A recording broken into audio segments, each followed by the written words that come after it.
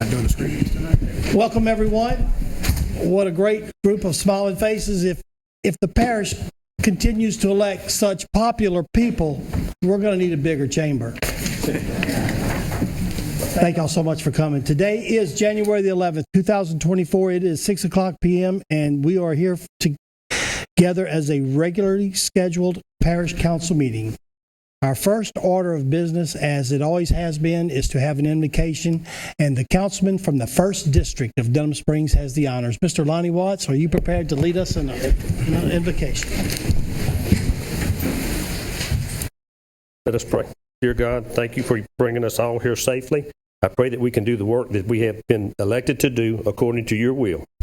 I pray that each of us will seek your guidance for each decision that is made for the greater good of our parish and the communities as we move forward.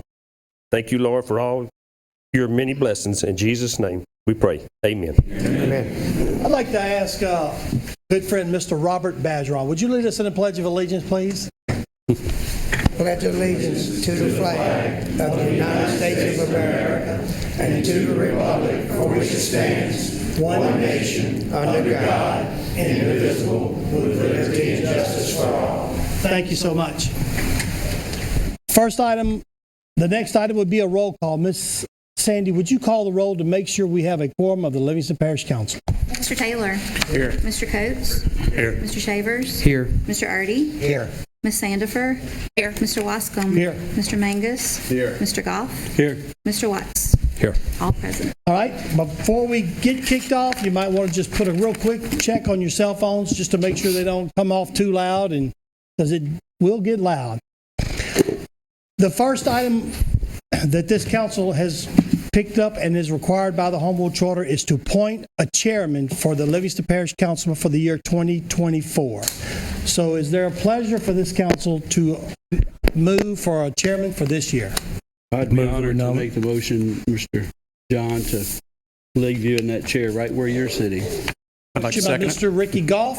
Second it. Seconded by Mr. Lonnie Watts. Is there any discussion? No second? No substitute motions, I'm assuming? Well, then let's call for the vote, Miss Sandy. Mr. Taylor. Yes. Mr. Coates. Yes. Mr. Shavers. Yes. Mr. Artie. Yes. Ms. Sandifer. Yes. Mr. Wascom. Yes. Mr. Mangus. Yes. Mr. Goff. Yes. Mr. Watts. Yes. Congratulations. Thank you all so much. I really appreciate it. It means a lot. I tell you, it really does. The second order of business is to appoint a vice chair for the Livingston Parish Council, and those duties are well known. Is there a recommendation from this board who to appoint for a vice chair? I have a recommendation. Mr. Ms. Taylor. Aaron Sanford. Miss Aaron I'd second that. Seconded by Mr. Coates. Is there any substitute motions? None being. Miss Sandy, would you call for the vote, please? Mr. Taylor. Yes. Mr. Coates. Yes. Mr. Shavers. Yes. Mr. Artie. Yes. Ms. Sandifer. Yes. Mr. Wascom. Yes. Mr. Mangus. Yes. Mr. Goff. Yes. Mr. Watts. Yes. Congratulations.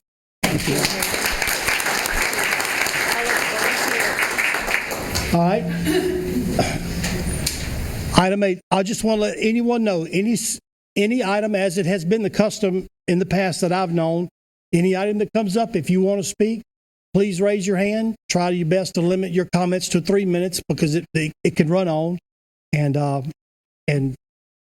so I just want to let you know that. Also, I'd like to recognize it's great to have our new parish president sitting here in this meeting, Mr. Randy Latt. Thank you so much for being here.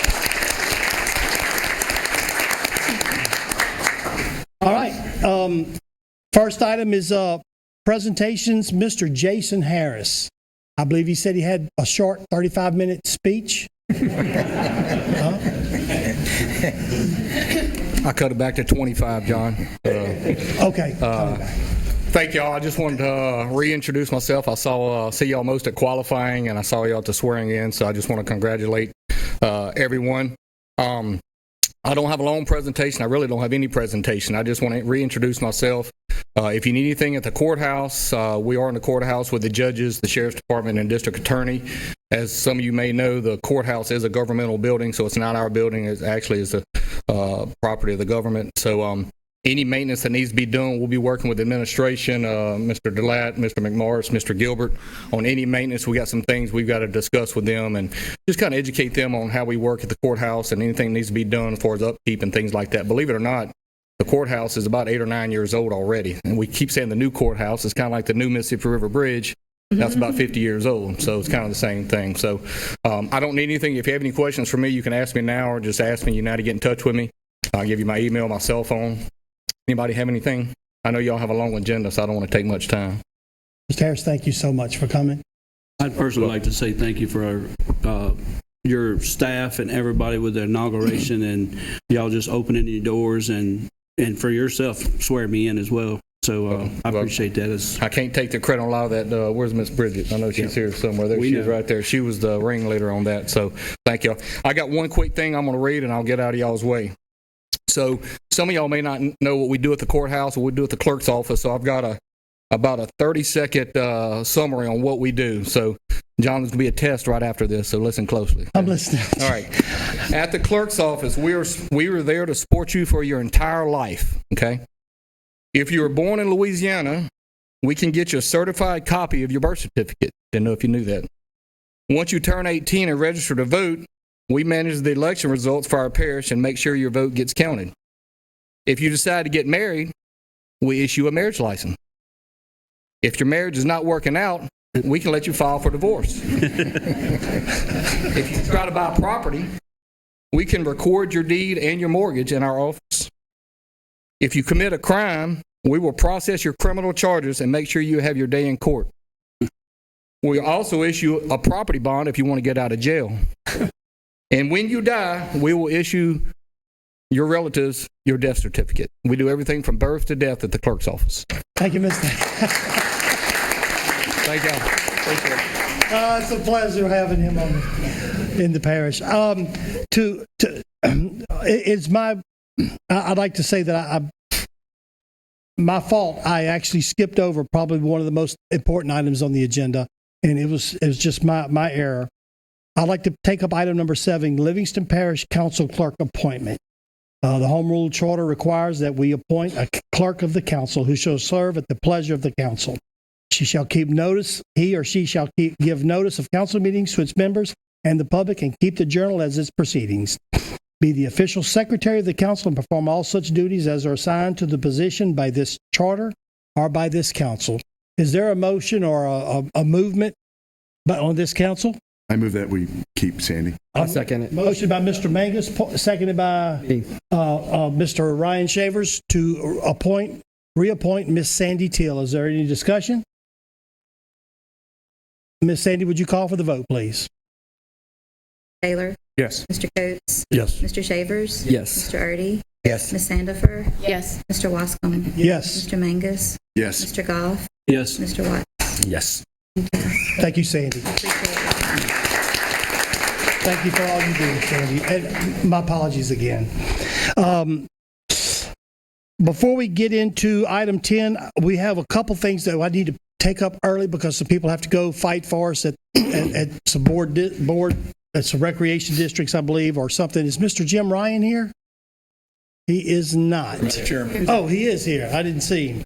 Let's pick up item 12, ladies and gentlemen, if y'all don't mind. Thank you, Mr. Chairman. I have to get to the Livingston Parish Town Council. They're issuing some emergency sewer revenue bonds to keep the sewer in the town of Livingston working, which would benefit everybody in the courthouse. So I'm got to get over there as quickly as possible. Item 12 is just a resolution granting approval for Fire District 10 to call a renewal election for their tax on the April 27th ballot of an existing 11.1 mil tax that's already in place. So this is just them asking you for your approval to put a renewal of an existing millage tax on the April ballot. It's not increased taxes, it's an existing tax. The fire districts, all the districts have to come to you because you create them and ask for your permission to put something like that on the ballot. So they've already adopted a resolution calling the election. They're simply asking for your approval to allow them to get on the ballot for a renewal. Is there a motion from this council to approve that? Motion by Mr. Lonnie Watts. I'll second. Second by Mr. Billy Taylor. Is there any discussion? All in favor say yes? Yes. Yes. Is there any opposed? The motion carried unanimous. Golf, did you Got that? Excuse me? He knows where the fire department is. Item 15, please, Mr. Item Chairman. 15, yes. This is an ordinance that was introduced at the last meeting for the renewal and the collection of the 10 mil 10-year library tax that was approved by the voters in November. This ordinance was introduced at the last meeting. All you're doing is authorizing the renewal and the collection of the 10 mil 10-year existing library tax. All right, I need to open this up for a public hearing. Do we need to read this by title? Sandy, would you read this by title, please? This is proposed ordinance number 23-50. It's an ordinance directing the renewal of the levy and collection of an ad valorem of 10 mils on the dollar of assessed valuation of all property subject to taxation within the geographic boundaries of the Parish of Livingston, State of Louisiana, for a period of 10 years, beginning with the year 2025 and ending with the year 2034, for the purpose of acquiring, constructing, improving, maintaining, and operating the Livingston Parish Library. All right, is there anyone, I hope, declare the public hearing open. Is anyone here to speak for or against this 10 mil tax levy? None being?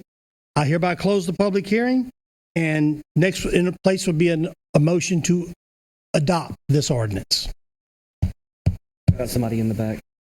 Oh, did someone here to speak? Okay, come on up to the microphone then. Give us your name and address if you don't mind. And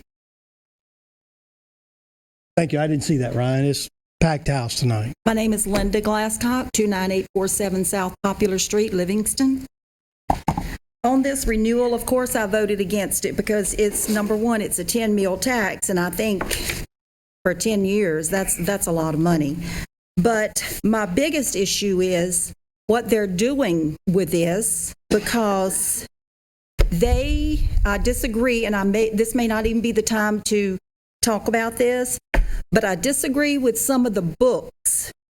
And I know we've been through this before, but there's another book that's on the shelf. I go there frequently, well, not frequently, to check out for the young adults. Young adults can go and pull these books off the shelf as, well, I would say junior high. So that's 12-year-olds, 13-year-olds, 14-year-olds. And some of them are just really, really pushing an agenda that is against what their parents may be raising them to stay away from. So, but yeah, I think the library tax is 10 mils is too much, maybe 5 mils for 10 years. But the way they are pushing these books, and I know it's coming from the outside world, I know it's not a lot of our local people, but I just think it's too much. And I don't know anything about government, but I thought when you go and vote and it passes, which I think it passed by 168 or 167 votes, I thought it was a done deal, but I'm glad I came so I could speak. Thank you so much. Thank you Ms. so much. Glasscock. Thank you. Is there anyone else wants to speak for or against this ordinance? Mr. Jim, I had one quick question. Real quick, let me shut. None being, I'll close the public hearing. Mr. Goff. Just to clarify, this is the ballot that was already passed, and we're just quantifying the numbers, and we really don't have the right or the authority at this point in time to reduce it from 10 mils down. Is that correct? Yeah, you're basically adopting the renewal of the tax that was passed on the November ballot. And you've been on the council before, that's why I was joking with you.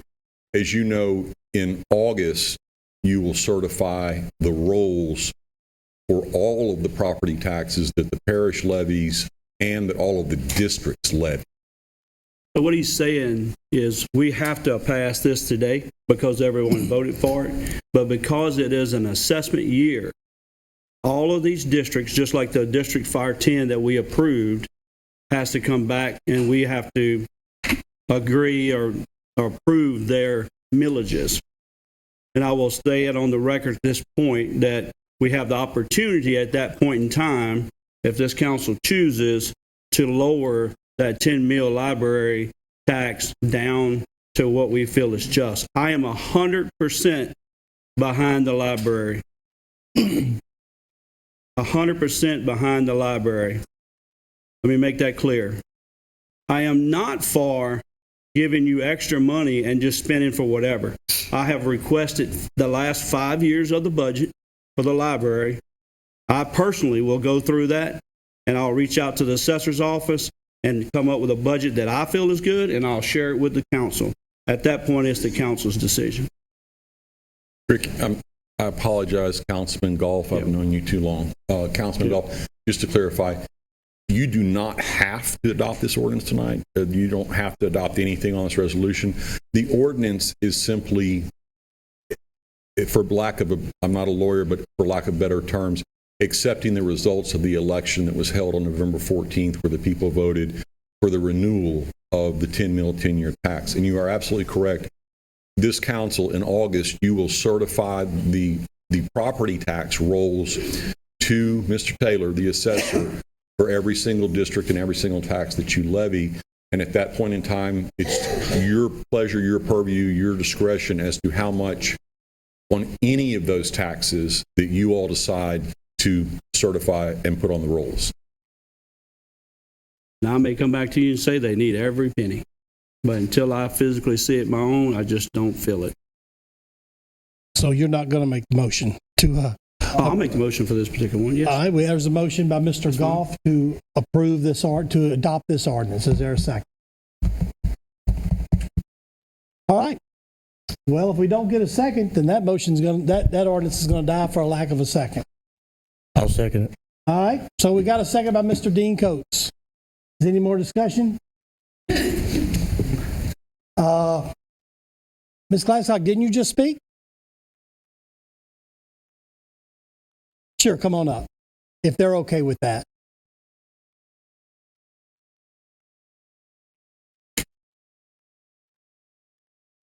But I filed a challenge form with this book. It's the title of this book is Queerfully and Wonderfully Made.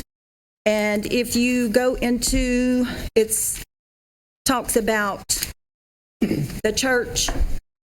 If the pastor does a sermon on homosexuality, the sin of homosexuality, that that pastor in that church is abusing you. So this is definitely, now this is reaching, I know this is reaching junior high, because there are some schools that take field trips to the library and they are like 7th and 8th grade. This is not appropriate until you're about 16 years old. I don't think it's appropriate till you're about 16 years old. And like I said, I filed a challenge form about a month ago, and I checked on it yesterday. No response. I haven't heard anything.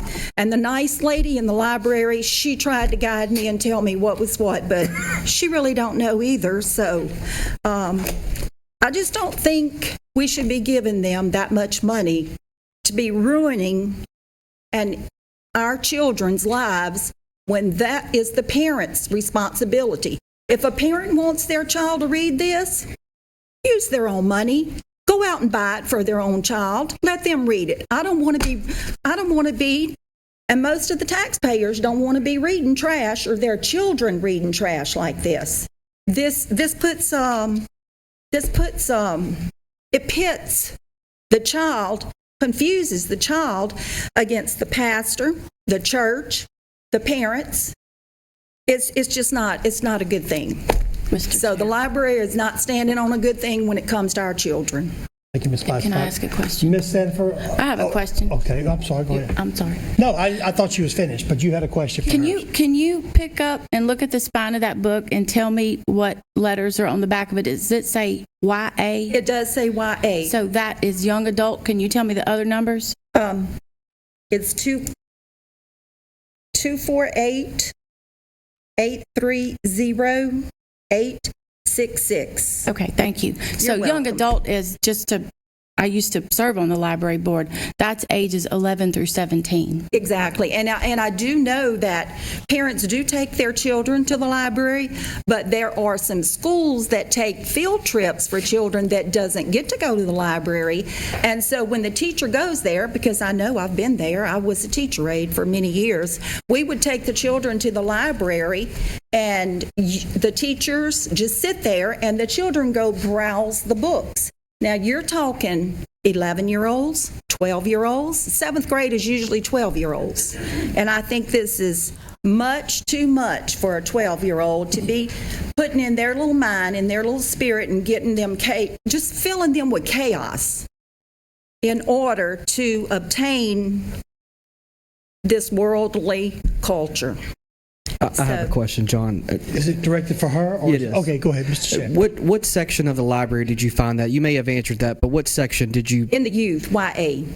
in the library? Where'd Yes, in the Livingston Parish Library, Okay. in the Livingston main branch. Thank you. Okay. You're welcome. I have another question for you, Mr. Mendes. Oh, yes. Yeah, you said that you filed a challenge Form. Who did you file that with? Filed that at the Parish Library, December the 12th of 2023. So I went January the 10th to check on it, and the nice lady in there, she didn't know when the committee meeting would be held. She took my name and number, but that was 2 days ago, and I'm sure she passed it on, but whoever's ahead there, I'm sure they didn't follow up. So, Any more questions from this council from Ms. Glasscock? Thank you, Ms. Glasscock. All right, thank you. I think we had one more person back in the back that wants to speak. If you would, come on up and give us your name and your address.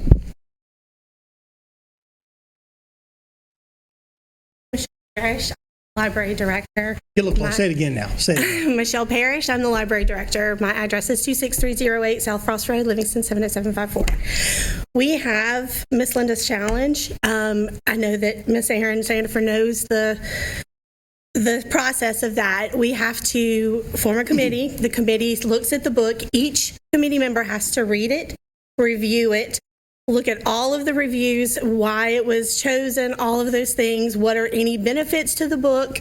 That takes time because there's only 2 copies in the library, and you see she has one of them. So the other one has to go to each person, and they review it. Then it comes to me, and I review it. And the committee just finished their review. It's on my desk, so it hasn't been sent out yet, and she will get that information. But it is in the young adult section, which is also in the nonfiction section. The age group, because we changed that when Dustin and I took over as director and assistant director, the age group is now 13 to 18 in that group. And that also will stop anybody with a tiered card system if their parents came in and did the tiered card system. If they don't want them reading anything in that age group, the card will stop them from taking it out. Any questions? I have a question. Yes, ma'am. But they can still pull it off the bookshelf. They just can't check it out. Is that correct? If they're under 13, they have to have their parent there with them anyway. So hopefully their parents are walking around the library with them and they know what they're pulling off the shelves. Well, here's my concern. The court restricts them from checking it out, but they can still read it. And I have found explicit books that are inappropriate in that section. I raised my children in the library. We're avid library lovers. We read, we have libraries in our own house. And so my concern is the access that any ages have to it. A 5th grader can walk over there, and I had 5th graders that walked in that section. And we it's hope open that access. their parents are there with them in order to stop that. I mean, I have 6 children. You know that they've been in and out of that library I don't know how many times too, and they've never pulled anything off there that I'm not there to see and they read.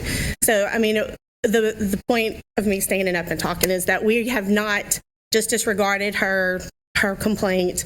We have it, and if she doesn't like what our review is and what our decision is, there's also now an appeal process that we have put into place.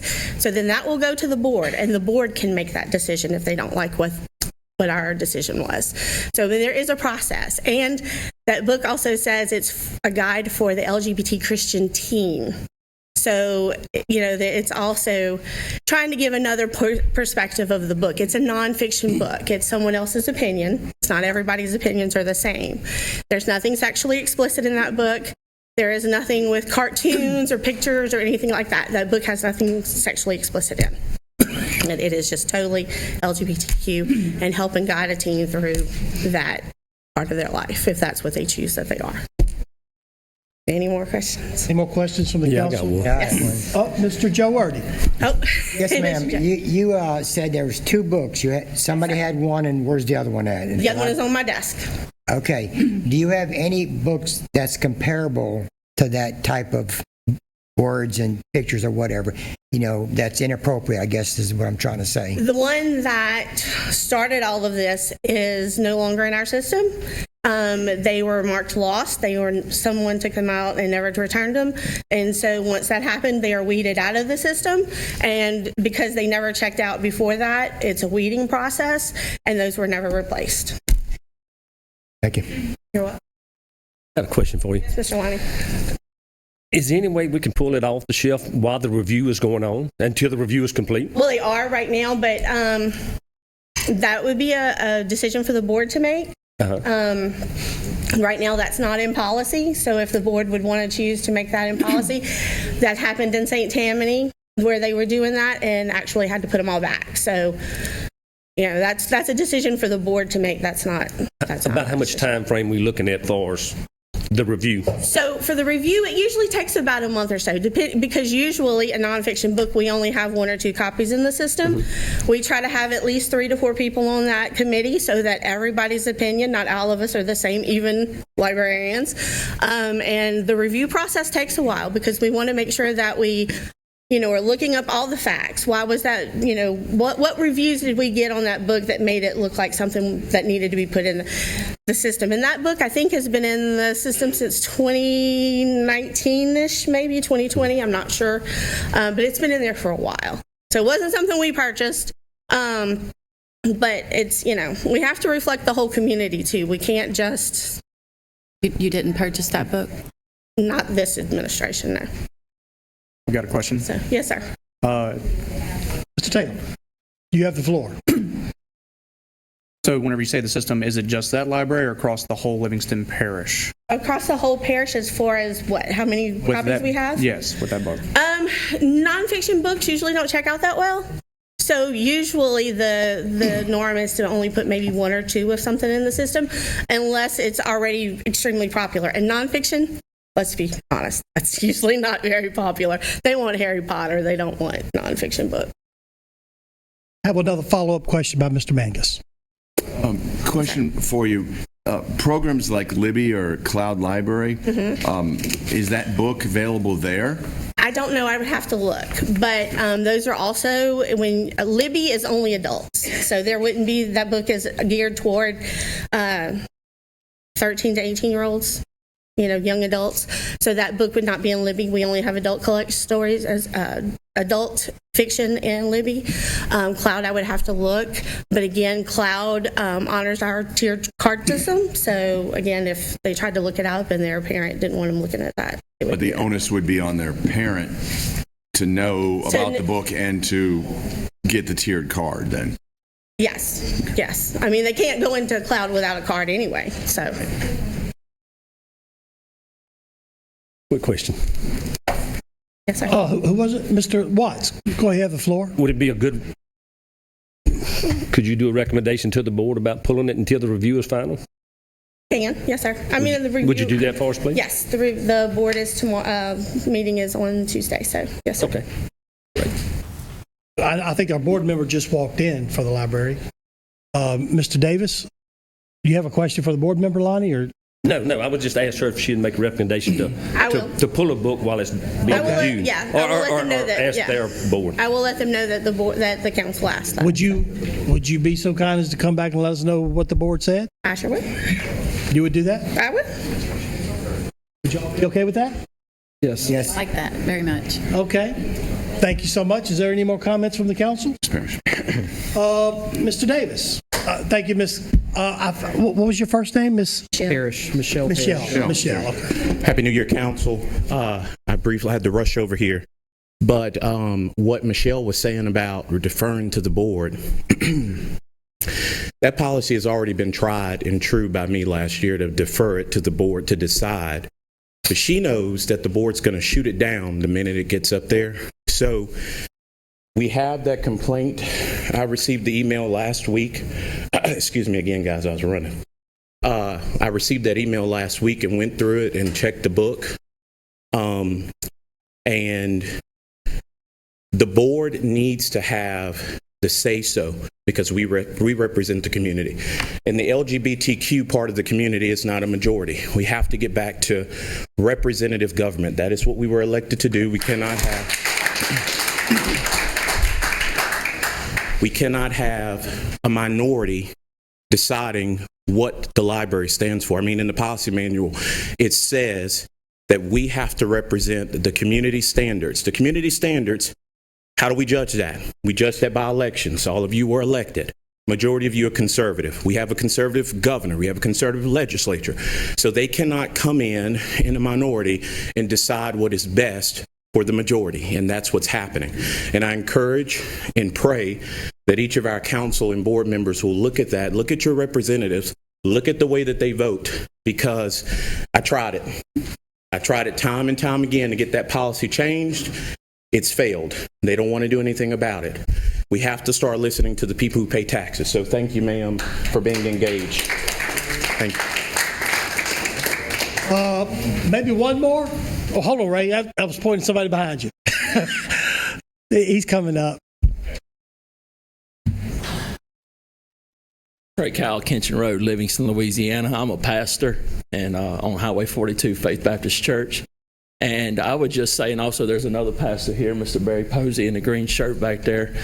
And as Mr. Davis just said, we're taxpayers and the majority of the people. I find it very concerning that there is a book that is attempting with my tax dollars to be represented in this parish, plotting the kids of my church against me. That's a problem. And obviously, I'm not worried about the kids in my church, but I'm just saying that should be an issue. Why are we building this tension with just a minority? And so I would just, how this plays out, I would just ask this council to be mindful of the preachers that are preaching the Word of God, the Bible. That's the only authority that we have. Again, this is written by another man, but it's an agenda to attack our ultimate authority, and that's the Word of God. And I don't think that we want to put something out there that's going to encourage kids to think that their pastor's abusing them because we preach sin. That's what God's called us to do. We preach that book. You're going to preach on sin. And so I just would like to encourage you to hold to what needs to be done. Thank you. We have, okay, I tell you what, we have two more. Miss, come on up. Well, I'm going to get you a second. Miss Marla, that's right. Give us your name and address, Miss Marla. I'm sorry, your name escaped me just for a moment. Hi, Marla LC, 30933 Creek Bend Avenue, Denham Springs. Just a quick reminder, you represent everyone. You don't just represent the majority. You've been called to represent everybody. So you represent whites and non-whites, men and women, Christians and non-Christians, straight and gay. You represent everybody in this parish. You can't just pick and choose who you represent. That's all I want to say. Thank you, Miss Marla. Any questions for that? Miss Abby Crosby, before you speak, I'm going to pass the gavel over here. Yes, thank you. I appreciate that. Abby Crosby, 19866 LA Highway 42, Livingston, Louisiana, 70754. I also serve on the Library Control Board. I would humbly ask that we get at least 4, because I know I can't have a rolling quorum or anything more than 5 board members of the majority, but I at least ask 4 of the members of this council to please come to our board meeting on Tuesday the 16th. It's at 6 o'clock at the main library, and you can sit down and you can, see for yourself what's going on, how the meetings are conducted, and add your input. Then come back and talk to the rest of the council on how you'd like to see things change for the better, or however you'd like to do things. But I humbly wish that y'all would come. Thank you. Thank you, Miss Crosby. All right. So we had, I believe, a motion by I done forgot now, Sandy. Ricky Goff made the motion. Mr. Coates seconded. That would be to adopt this ordinance to approve the 10 mills. And again, that would be come coming back up for appropriation in August. So, Ms. Sandy, would you call the vote, please? Mr. Taylor? Yes. Mr. Coates? Yes. Mr. Shavers? No. Mr. Erdy? Yes. Ms. Sandifer? Yes. Mr. Wascom? Yes. Mr. Mangus? Yes. Mr. Goff? Yes. Mr. Watts? Yes. All right, that motion carries. Mr. Ryan, thank you for sticking us out. We'd also like to move up another item real quick. Item 27. This would be to adopt a resolution to authorize a waiver of Section 125 to subdivide in a named subdivision in Vincent Acres. Ms. Sandifer placed this on the agenda for Norman Marie Kane, located at 20804 Vincent. Are they here? It should be. Is she here? Here we are. Or Yep, here she is. Here she is. I'm going to explain it while y'all are walking up. They're in a named subdivision that was established in 1975. Those are typically old, and they're not, it's not a subdivision as in South Point. That's just how land was subdivided back then, and she would like to, it's my understanding, you want to subdivide 3 acres into 1.5, and so I just need you to tell me that. Yes, I do. Okay. So I make a motion to waive the ordinance to allow her to subdivide from 3 acres to 1.5 to 2 1.5 acre.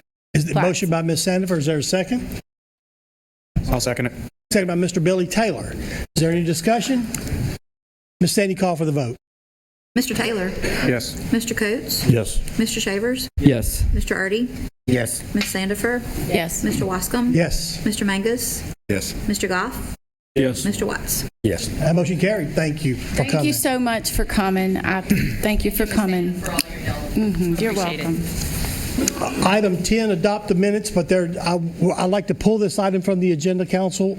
We had 40 pages to try to get typed up in the minutes, so we're going to do that at the next meeting if y'all are okay with that.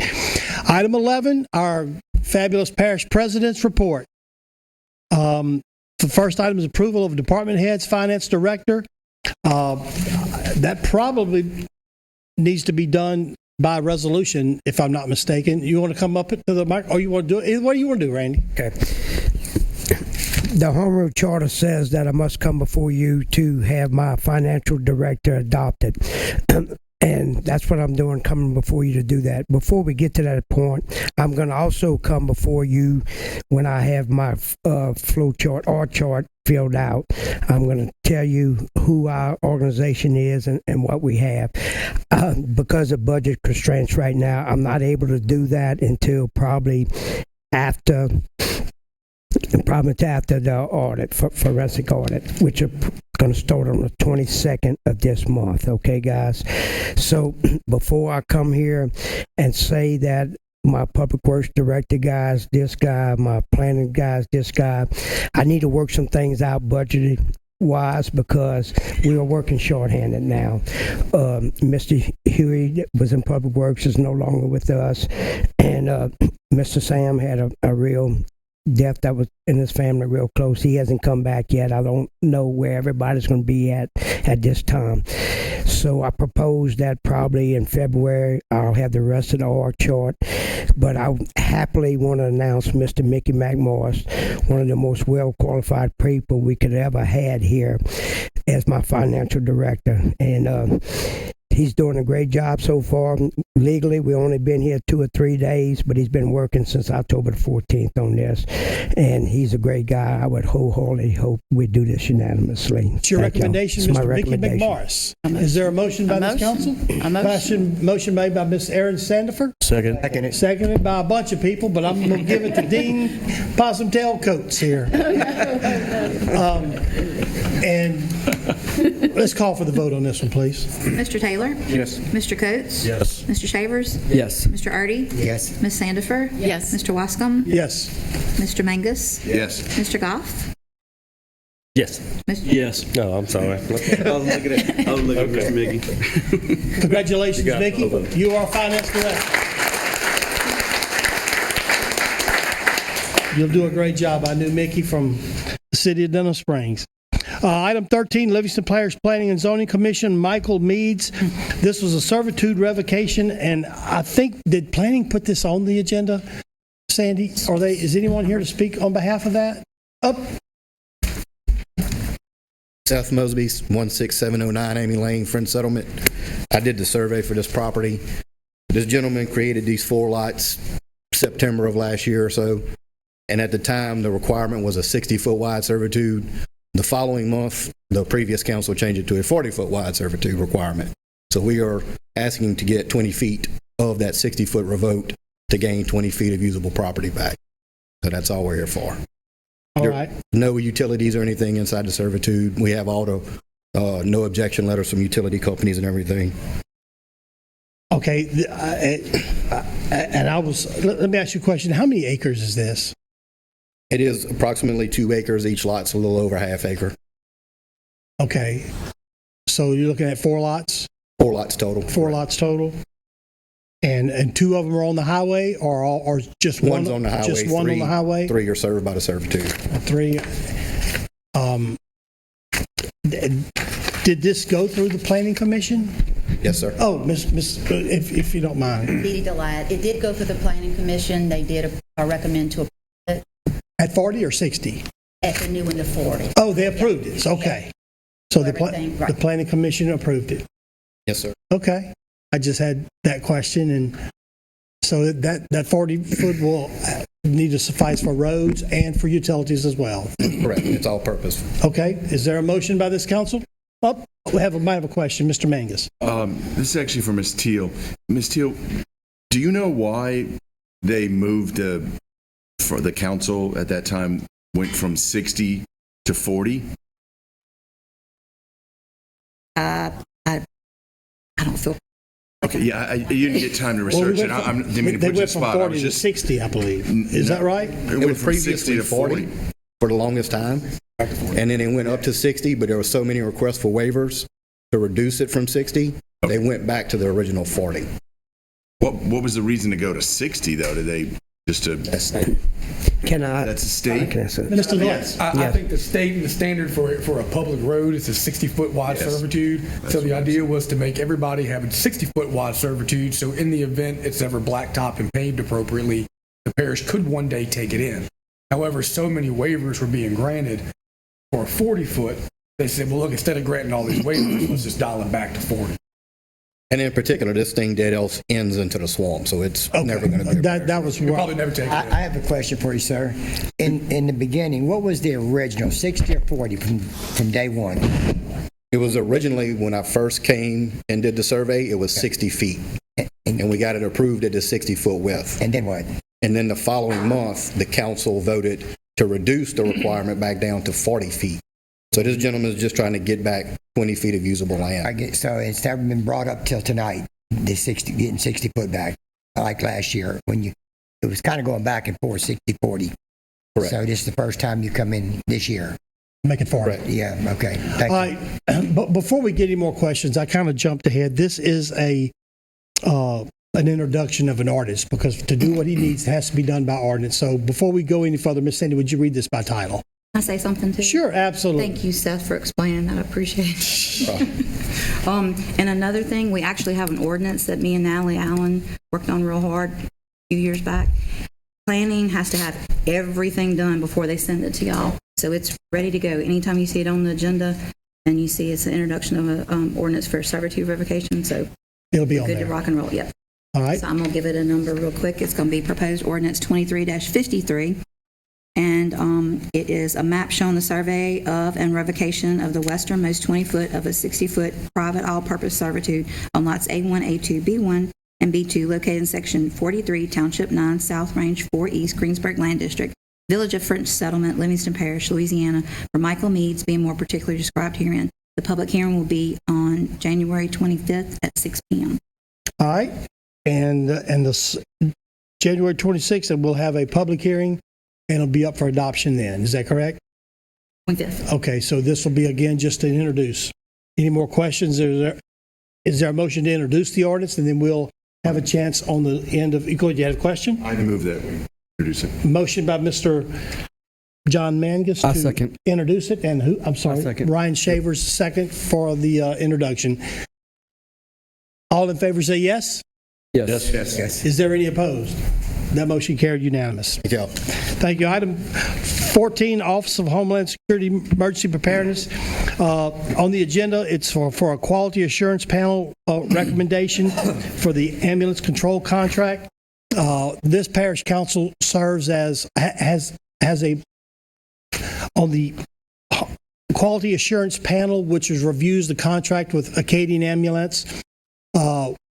There's the sheriff's office, the parish president's office has an appointment, the sheriff's office, different members of government appoint to this board. This council has an appointment to that board. But Mr. McMorris is not on here this time, so they need to have another appointment to that board.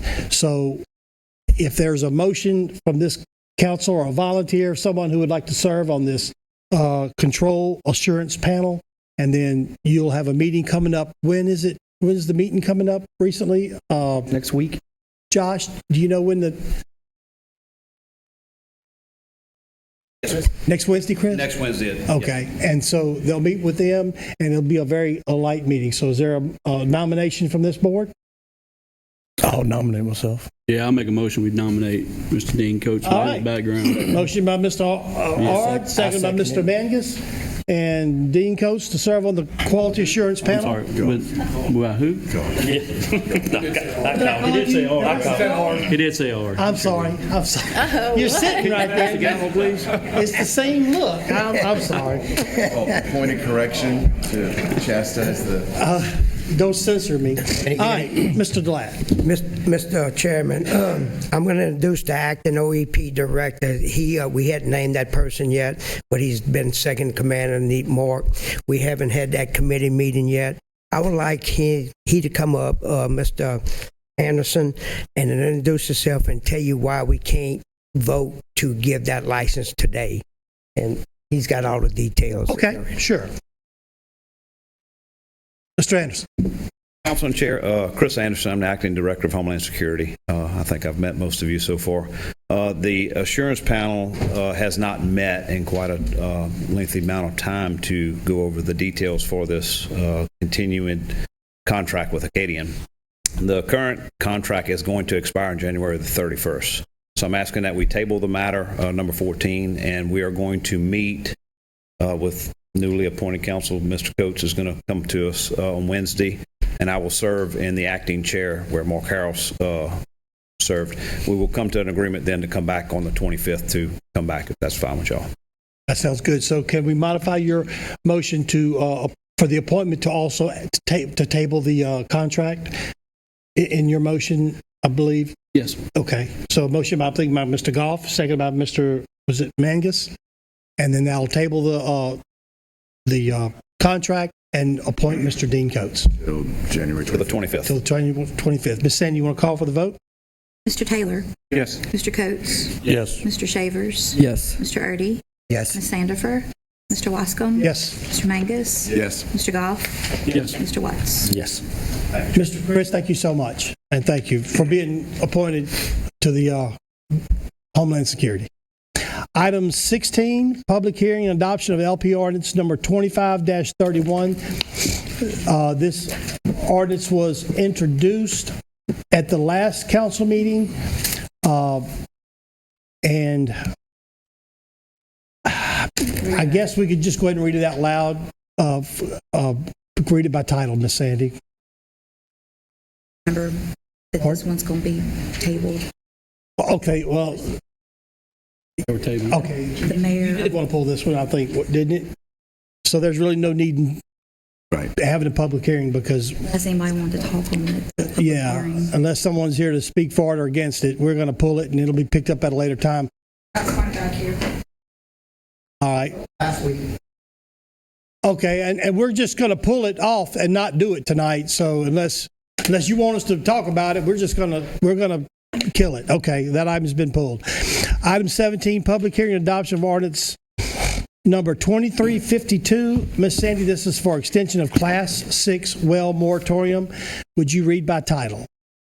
This is an ordinance to provide for the extension of the 120 days moratorium wait, is that right? Yeah. Being LP Ordinance 22-33 adopted on September 14, 2023 in regard to the construction and drilling of Class 6 injection wells for wells specifically used for geologic sequestration. I cannot say that every time. Sequestration. Thank you.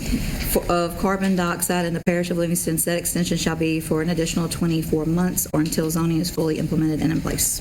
All right, I'll hereby declare a public hearing open for this ordinance. Is there anyone here in the public? And since a former parish council member is not on the board, I think the public comment would be the perfect place for Mr. Shane Mack.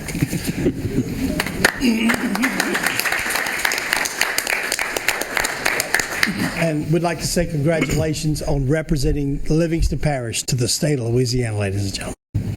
Thanks, everybody. I appreciate y'all. John, I'm on a time limit here. I don't know. Abby saved you some time. The first thing I want to say is congratulations to each and every one of you. You know, I'm very proud of you, and I know and I truly believe with my heart that the future of Livingston Parish, under your direction and under the direction of the new parish president, looks extremely bright. Almost as bright as the pictures on the wall. But I will say that I think you ought to put a couple over there by Randy, make it look not so lonely over there by itself.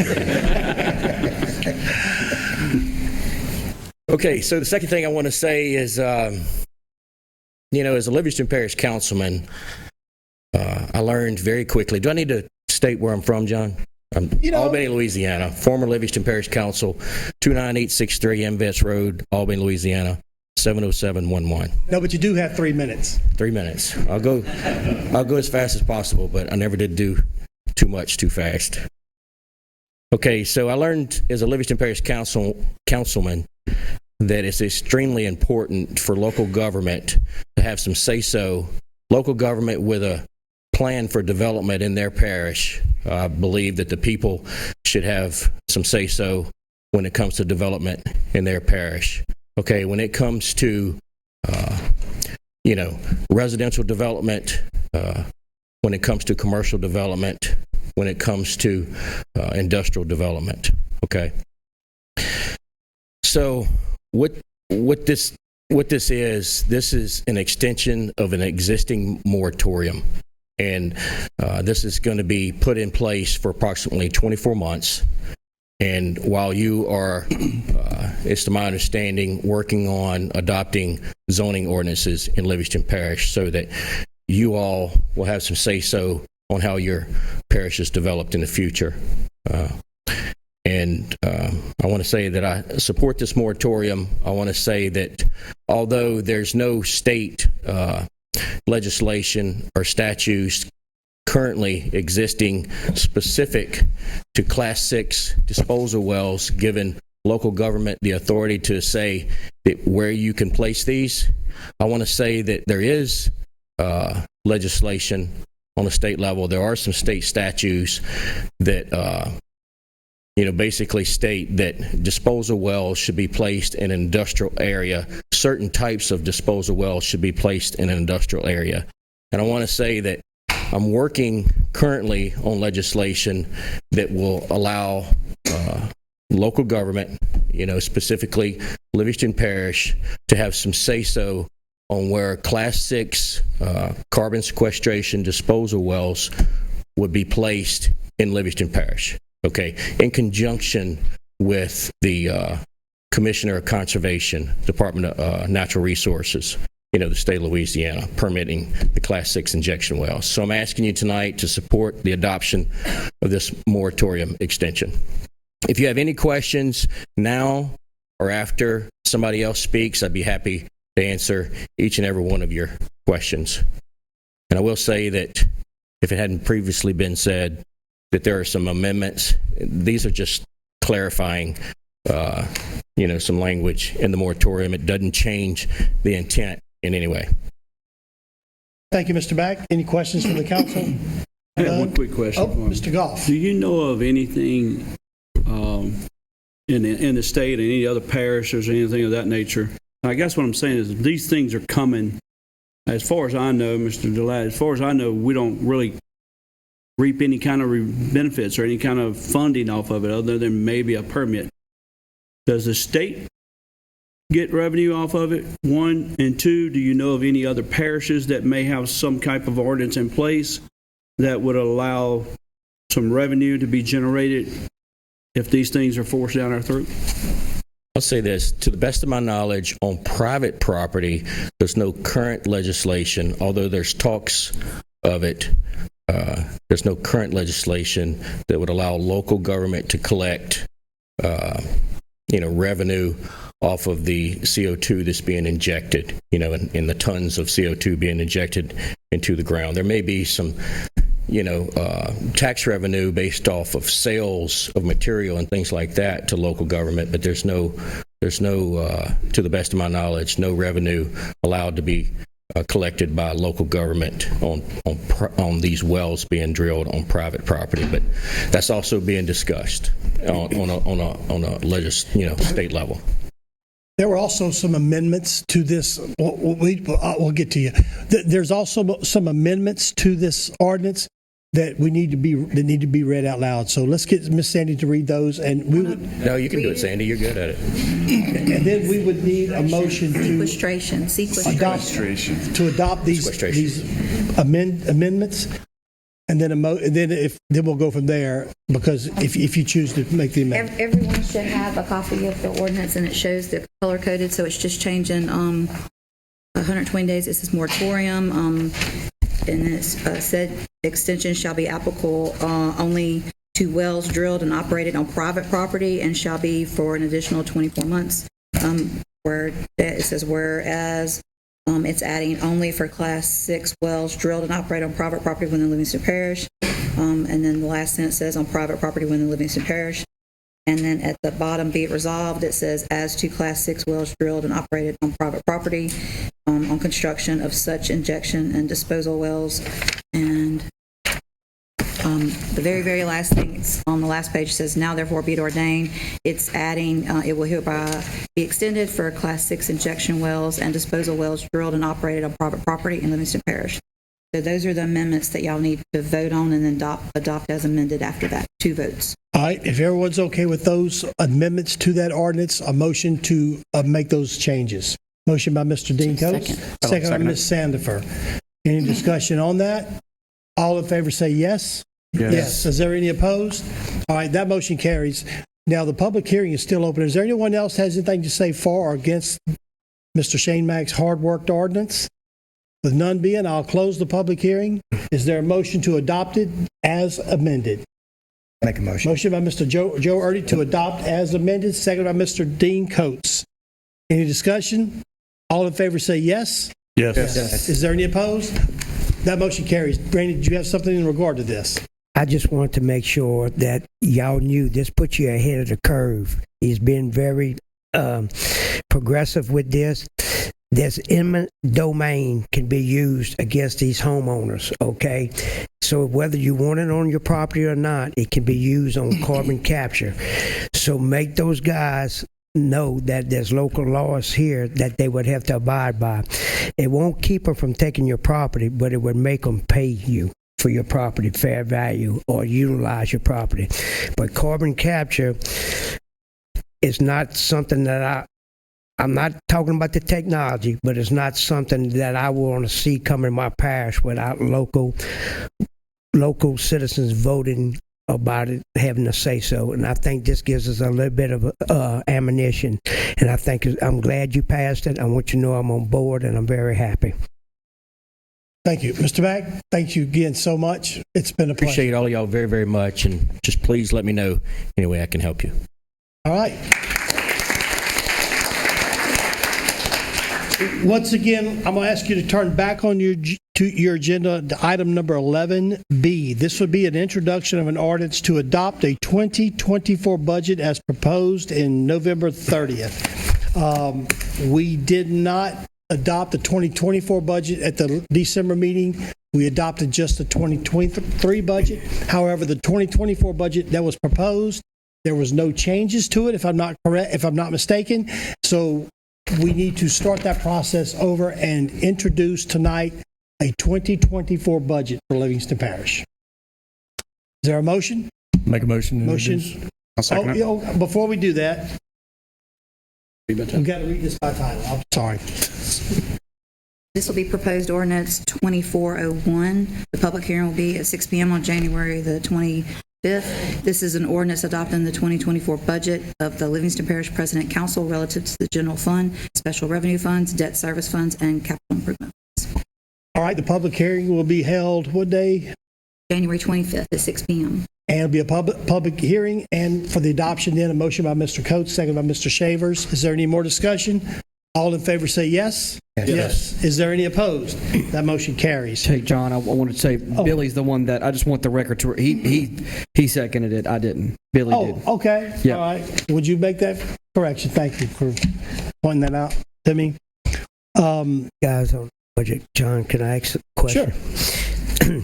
The budget that's being proposed, that is at this public hearing, was proposed by the past administration.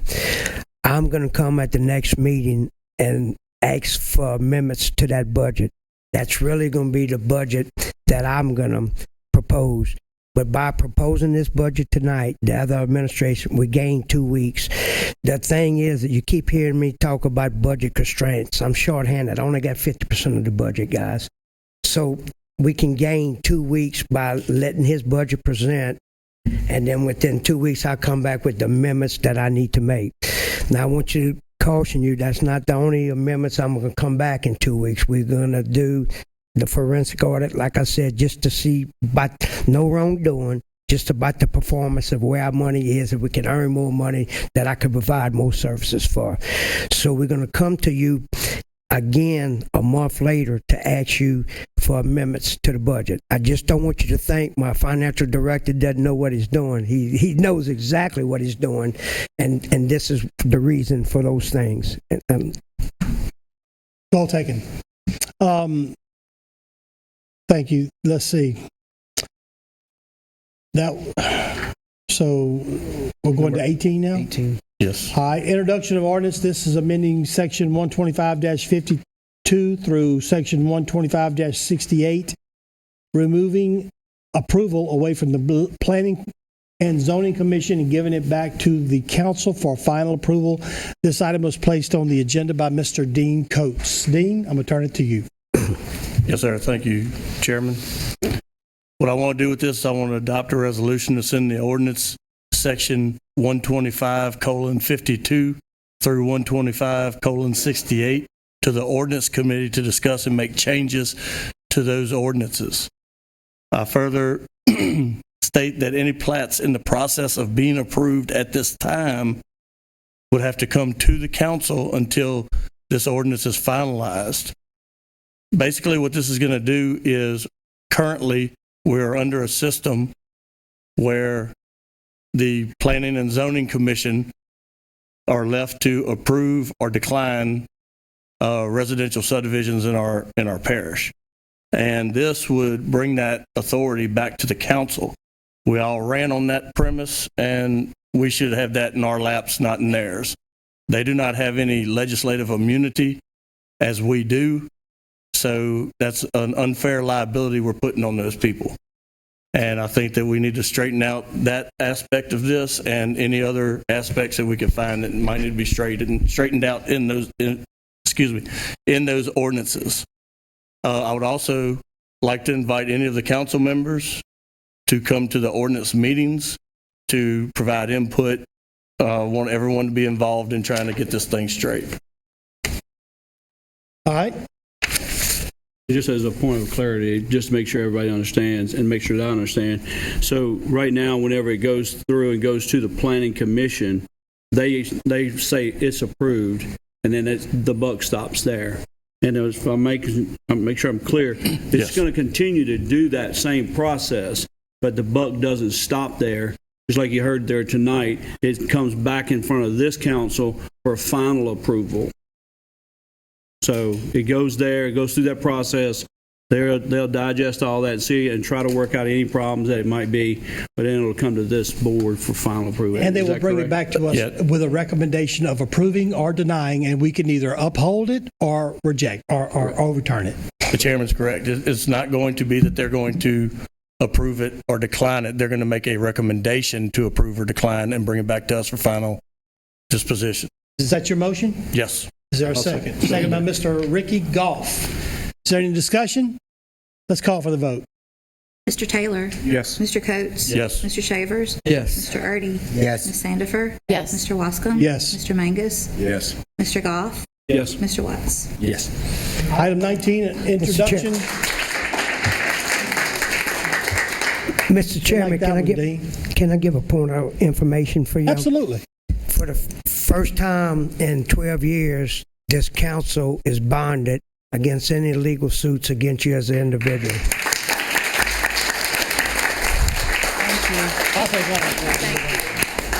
I like that. Thank you, Randy. Thank you for taking care of those that work hard for this parish. The next item is introduction of an ordinance to call for an election to amend Section 4-02 of the Home Rule Charter, giving the parish council and parish president the authority to hire legal representative other than the district attorney. Mr. Coates, before we do that, Sandy, can you read this by title, or do you have it to read?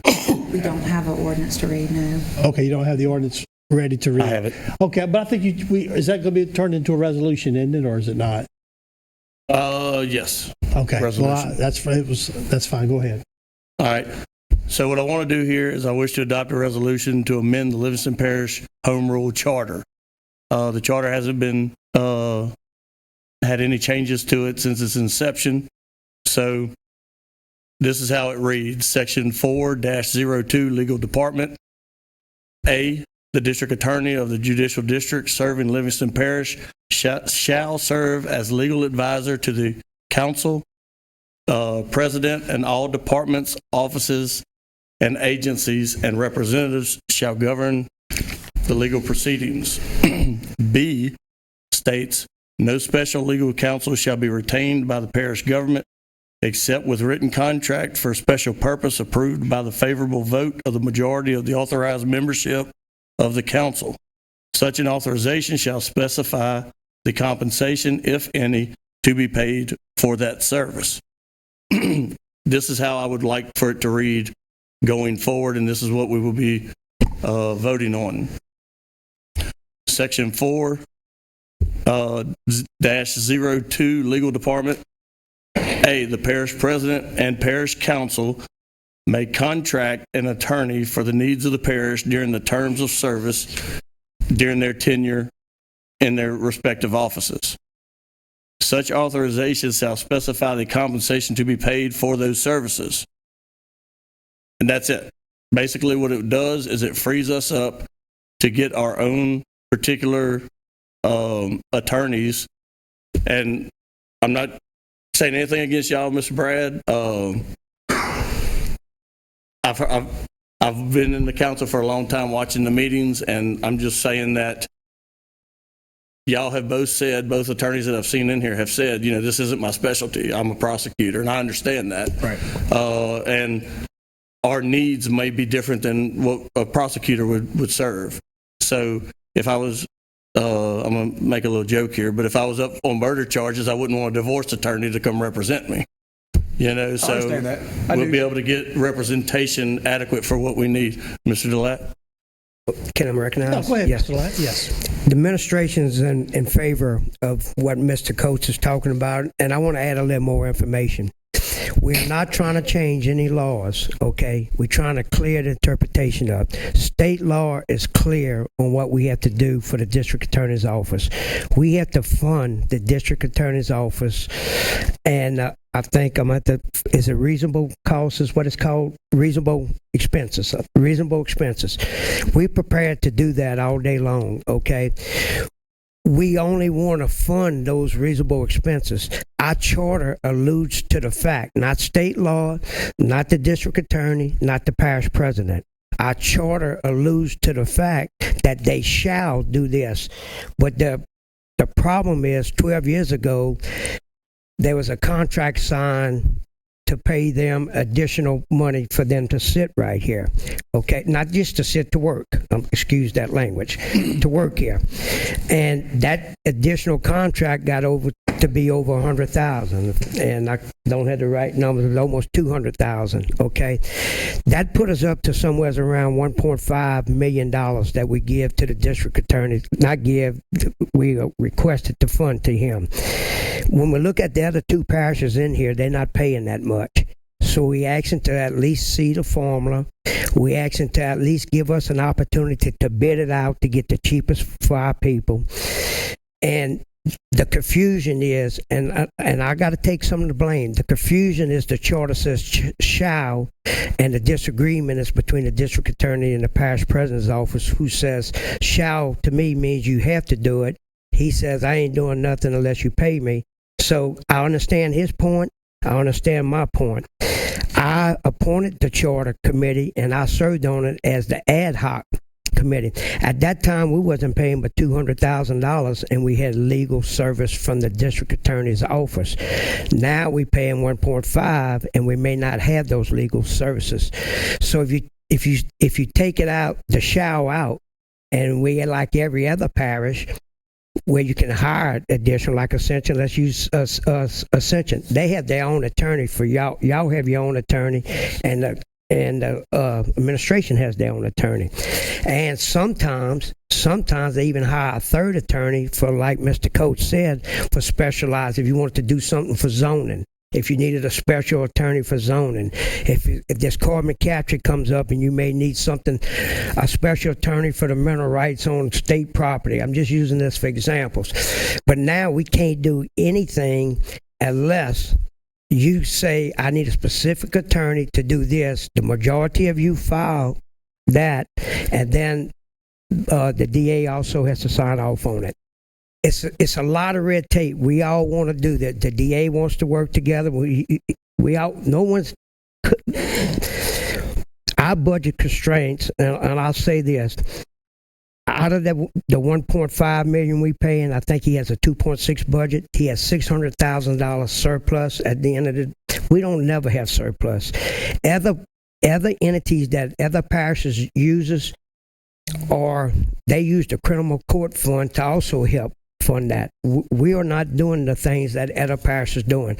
The reason I'm doing this, guys, the people put us in here that said, we want these services. We want you to fix the traffic. We want you to fix the drainage. We want you to have animal control. All of these services cost money. I have to see where I can get that money at. I had to scrub the budget. We are working tirelessly hard at that. We see the potential where maybe we don't have to pay quite so much. Maybe we can change the formula. Maybe we can use other things to happen. But in the meantime, this might go to court. It might go 6 months, a year to court. I don't know. We have to have legal representation. The charter clearly says it cannot be changed, but only by the vote of the people. There's two ways that the vote of the people could happen. The people could come and do it by petition, which is very costly, or they could do it by 2/3 of you standing up and taking the bull by the horns and protecting its people. So it's up to y'all. What's that? Is that something, Brad? Yeah, if you don't mind. Sure, go ahead. Look, I don't take this personally because I know that there was no action on my part that caused this, or inaction for that matter. I will say this, I became an assistant district attorney over 10 years ago, and I don't do it for the money. This million, whatever, 200,000, that's not coming to me, okay? Brad Cascio doesn't see that money. Brad Cascio does this job the same reason all of you ran and worked your butts off for the last year to get in this position is because you care about the people and you care about this community. That's why I'm here. When I say things like, I'm a prosecutor, you may need to get somebody special for that, that was in direct response to a zoning lawsuit you guys were involved in, the previous council was involved in. Those things are going to continue to happen. You guys might hire, look, if you guys want to go out and hire your own lawyer, if you think that's best for this parish, then do it. I'm not going to stand in your way. I'm not going to sit up here and be self-serving and say anything different. I want what's best for this parish too, okay? I do think you need to consider the cost, okay? I know this sounds like a lot of money, but I'm telling you, if you have to go through the process of hiring a lawyer every time a new item comes up, or every time a new question comes up, and then you have to hire your own lawyers, your own paralegals, your own staff, I got a feeling you're going to be spending more money. I do. I also think that for the past few years, what I have done personally, I'm not involved in any of your federal lawsuits, right? I answer the phone when y'all have problems, when y'all have questions. I come to meetings whenever I'm asked to. And it's been 2 weeks since y'all have taken office. I've gotten phone calls from some of you on my cell phone. I take phone calls on the weekends. I take phone calls at night. It doesn't bother me. And I don't send y'all a bill for it. Outside counsel's going to do that. It's something to consider. I also think, I don't know when y'all want to put, if this passes in the long run, to get it onto a ballot, there's a lot more that has to be done. There's a lot of state requirements, and if Jim Ryan was here, it's more of his area of expertise, right? I know I'm saying that again, but it's a elections question. I spoke with him about it prior to the meeting, and he said that, March and April are out of the question. I would ask that y'all take a little time to consider this, consider the cost involved in it, and consider what you're really getting yourselves into before you just leap on the very first meeting to take such a drastic action, because it's a big deal, guys. And right now, if there's a specialized question like zoning, you can hire your own lawyer for that. If you want somebody like myself or another assistant DA or anybody, just to come to meetings and do what I do, you can keep that and still have the option available to hire outside counsel to handle specialized lawsuits in federal court or state court. That's all I want to say. Mr. DeLatte? All I'm asking you to do is give the people an opportunity. There's some things I want to clear up that Brad may not know. There's 17 assistant DAs and state law says we have to pay them $40,000. That's what they get. I don't know if that's all they get. I don't know if they get less, but we have to fund for 17 assistant DAs. They get paid for, state law sets that it used to be $30,000, it's now $40,000. The process here is before you can have any election and let the people rightfully decide, you have to go through a process like Mr. Brad just said. That process includes a 30-day advertising period, but you cannot do the 30-day advertising period until after the proposition is written correctly and then have a public hearing. That can come up to 30 days if you kick the bucket down the road. So you got up to 60 days. The bottom line is you want to do it at an election that's already being scheduled and called, so you don't have any expenses added to that election. So as you can see, me and the DA is at odds on this issue. All I want is the freedom of choice to bid it out, to get it at as cheap as I can. And I'm not saying we don't have to use DAs. I'm just saying it clears it up. When you clear the language in our own parish law, it clears it up whether he wants to do our job or he doesn't want to do it. Now it says it shall do it. Okay? So he should do that when I say shall, but he says he's not going to do it unless I pay extra money. I already feel I paid more than enough money, okay? I didn't want to get in this kind of stuff, but Mr. Brad brought it up. I'll get the details. And look, I want to say the DA is working hard at it. We done had 4 or 5 meetings. My financial director met with his financial director. There was a statement made, yeah, I could see where you paying the most. I want a fair amount for our taxes. I am not going to allow wasteful spending, and I'm going to get the best I can. I'm going to work for you and with you, but you at the same time got to give me the tools to do my job, and that's what I'm asking you to do. All right. So what we have... Just one thing to consider, I'm all about saving money, but kind of like you wouldn't hire a divorce lawyer to handle your criminal case, there's certain things you really don't want to get the cheapest on. Lawyers, doctors, and tattoo artists, probably. I'll keep so that you may in want to mind. consider that. Well, next time so let's get back to the ordinance. Resolution. The resolution. That's right. The resolution. So I wish to make that resolution to authorize the administration to bring these changes to the home rule charter to the people for a vote. And would you, for the record, would you state what those changes are? Just read read what you have for the changes. The parish president and the parish council may contract an attorney for the needs of the parish during their terms of service. such authorization shall specify the compensation to be paid for such services. Motion by Mr. Dean Coates. Is there a second? I second it. Second by Mr. Joe Erdy. Is there discussion? Mr. Lottie Watts. Yeah, the administration, have y'all went out and got prices and stuff yet on what another attorney was going to cost us, or are we just going in this blind, or what we doing? Well, I would hope y'all would know after all my community service work, I don't do anything blind. I would hope y'all know that I've been prepared. I'm working for the people. I came here, I put my best case forward. There's a lot of politics involved in this, and that's why you don't discuss these things out in the open like this. Attorney is, by state law, can only charge parish government $250 an hour. If Brad stays here, by state law, even if I hired him, I can't pay him but $250 per hour. The issue is the word shall. The word shall in the Home Rule Charter says to us that the DA is going to provide this service. The DA does not want to provide the service without additional money. I'm only going to pay the money that the state says I have to pay. I'm the only one who can write this check. I'm not going to do anything that's wrong. And if you can't trust me, then that's fine. I understand that. We're going to earn that trust. Doesn't mean that I come up here and you follow everything I talk. Research the issue yourself. If you want to have meetings without attorney, then you're going to put yourself in jeopardy, in liability. I say you ought to have an attorney. I really believe that. But I am not going to pay any more money than what the state requires me to pay. I am not going to pay anything extra. You take the word shall out, the district attorney now, he has a decision. He's going to say, yes, I'm going to furnish that legal advice, or I'm not. If he says I'm not, then I have to go get me an attorney, okay? I have to come before you and say, I want to hire an attorney. I have to do that. Another thing, if the administration wanted to do, is he can hire an attorney on my staff and have another title, just like Ascension does, East Baton Rouge, just like the governor does. He's got an attorney general, but he has an attorney on his staff, and it can be a COA, whatever he wants. I'm going to be protected. You protected because as of 12:45 today, all of y'all got bonded, okay?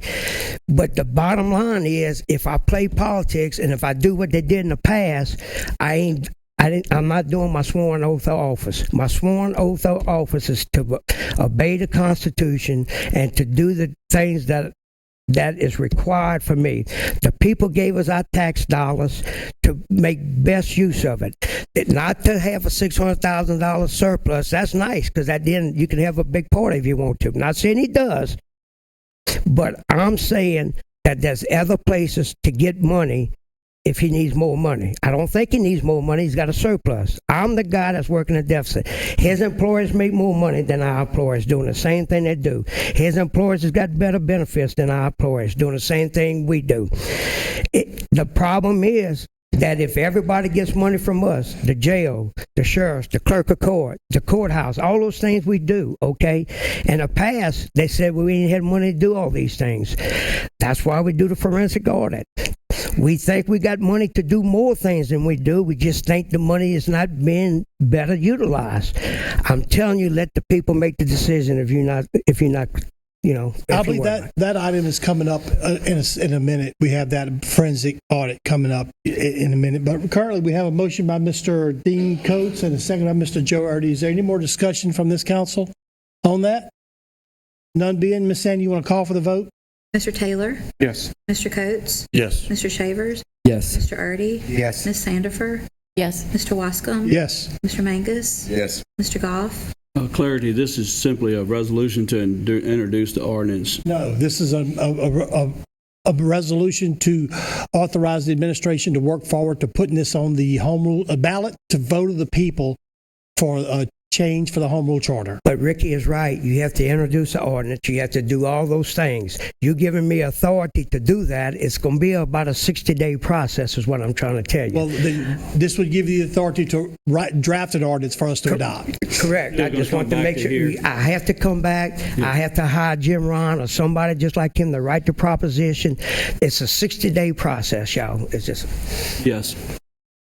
Mr. Watts? Yes. All right, that carried unanimous, I believe. All right, thank you, Randy. Let's see. This 20, thank you.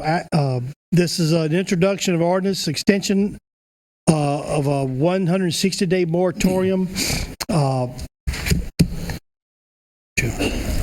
This was put on here by Mr. Dean Coates as well, so I'm just going to turn this over to Dean. I make a motion to introduce an ordinance to implement a 12-month moratorium to restrict subdivision submissions for residential subdivision properties with the exemption of single-family homes while the council works to secure a planner and implement zoning in our parish. All right, Sandy, do you have anything to read by title? Yep. You do? This will be proposed ordinance 24-02. It's an ordinance to provide for the extension of a 160-day parish-wide moratorium that was previously adopted on August 24, 2023, being LP ordinance number 23-30, by extending said moratorium for an additional 12 months that will prohibit the Stage 1 preliminary meeting of any applications for preliminary plat for a subdivision with improvements, a subdivision without improvements, and multifamily developments, or until the adoption of an updated zoning ordinance, whichever occurs first. The public hearing will be at 6 p.m. on January 25th. All right. Okay, I think that there was a error in there. You had 160 days instead of 12 months. Well, she was reading from the first ordinance that you drafted, but then she clarified and said 12 months in there. So is that suffice for you? It's talking about what it's going from, amending the first ordinance on that day. From that one to this. Gotcha. So there's a motion to introduce. Is there a second? A second. Thank you, Mr. Joe Erdy. Any discussion? Call for the Shavers. I'm sorry, y'all. I hear it, but I don't see it. Okay, second by Mr. Shavers. Miss Sandy, call for the vote, please. Mr. Taylor? Yes. Mr. Coates? Yes. Mr. Shavers? Yes. Mr. Erdy? Yes. Ms. Sandifer? Yes. Mr. Wascom? Yes. Mr. Mangus? Yes. Mr. Goff? Yes. Mr. Watts? Yes. All right. Item 21 has been removed from the agenda. This was, I think, wants to be tabled till later or just pulled out for right now, Mr. Watts' request. Item 22, adopt a resolution. Excuse me, Chairman. We have someone who wants to speak on it. I'm sorry, Abby. Was you here to talk about the item that we're pulling from the agenda? Okay. So, God. Abby Crosby, I already introduced myself. I served on the Recreation Board for District 5 for 5 years. There was problems before I got on the board. There was problems while I was on the board, and there was problems after I got off the board. This is records from like 1980 up into the mid-2012, maybe a little bit later than that. It has everything, including old checkbooks. I've spoken to the former Parish President Leighton Ricks about this, former Councilwoman Sonia Collins about this, Tax Assessor Jeff Taylor about this. I spoke to former Councilman late Jeff Averett, former Councilman Tab Lobel, former Councilman Jeff Ard about this. No one wanted to touch this stuff. I have been having this in my house for 10 years. I didn't think it was my place to get rid of it or throw it away because this belongs to the taxpayers. There's a lot of valuable information on how the taxes were done, how they were spent, and how there was no intergovernment agreements in there. So I wish to turn this over to my councilman so I can get it out of my house so it can go back to the taxpayers and it won't be collecting dust and clothes sitting on top of it. is there a motion to require who's your councilman? Mr. Chairman. Dean Coates? Mr. Chairman. Dean Coates, will you take this stuff home with you? Mr. Chairman. Actually, Stairs. Actually, there's records already here that Miss Sandy and them know about that y'all don't know about that y'all need to look through. All right. I'll come to Dean's house and look through them. But real quick, let me give the floor to Mr. Delat. Can you be quick here? We're required by state law to hold that and keep that for 7 years, and we didn't have it in our possession. We have to sign a piece of paper saying we have it in our possession, and it could be used in future court cases. We actually audit on records. We have to have that. It can't be thrown away. You need to come to me, to the administration. No vote needs to be taken. They audit our records. They do that. We have to have that. And in fact, audits of fire boards, tourist boards, and recreation boards, all those audits are our records. Even though they pay for it, we get a copy of those. They gonna come before you like the tourist boards come before you. Most fire boards just hand it to whoever their councilman is, and he brings it in to us. But we have to be the custodian of those records. Ms. Crosby, would you be fine with us storing that, let Mr. Delatt take care of that stuff?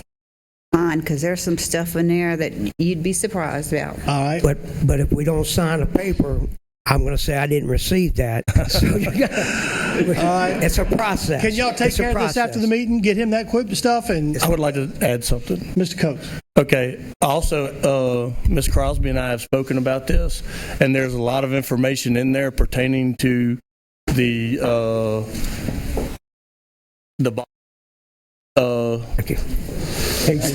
yes. So she says it. Could you explain a little bit better? Or you know what's in there? Okay, there was being on the board. I was on the board for 5 years. Wasn't a piece of cake. Went home times a lot of crying, everything. But I will tell you, there's never been a intergovernment agreement. There was no 60-40 split. There was a gentleman's agreement. I actually went and sat with Councilman Sonia Collins, former councilman, and tax assessor, and the late Mayor Jones at Sombreros to have a meeting. I think it's even the documents in there, or the documents that Sandy and them have, saying that there was never a 60-40 split. I know that Livingston had more taxes, but it all goes into one pool with no 60-40 agreement or anything signed off on. Everything was supposed to say at 6. I'm not a north or south, east or west kind of person. I'm for the parish. I'm for the taxpayers. It's accountability. But being there, I was told, and I'm sure that you can get it from who was there at the meeting, except for Mayor Jones since he's passed, that I was told that they weren't entitled to any of the money, but the board has been gracious enough to give them this amount of money for this many years, and they were thankful for it. So to be told that, and this be going on for many years. Talked to Jeff Art about it. Came up here with Tab Lobel. We sat in that meeting room in the back. Nobody wanted to touch it. Leighton Ricks, past parish president, didn't want to touch it. Like I said, that's been at my house for 10 years. I didn't think it was right for me to get rid of it.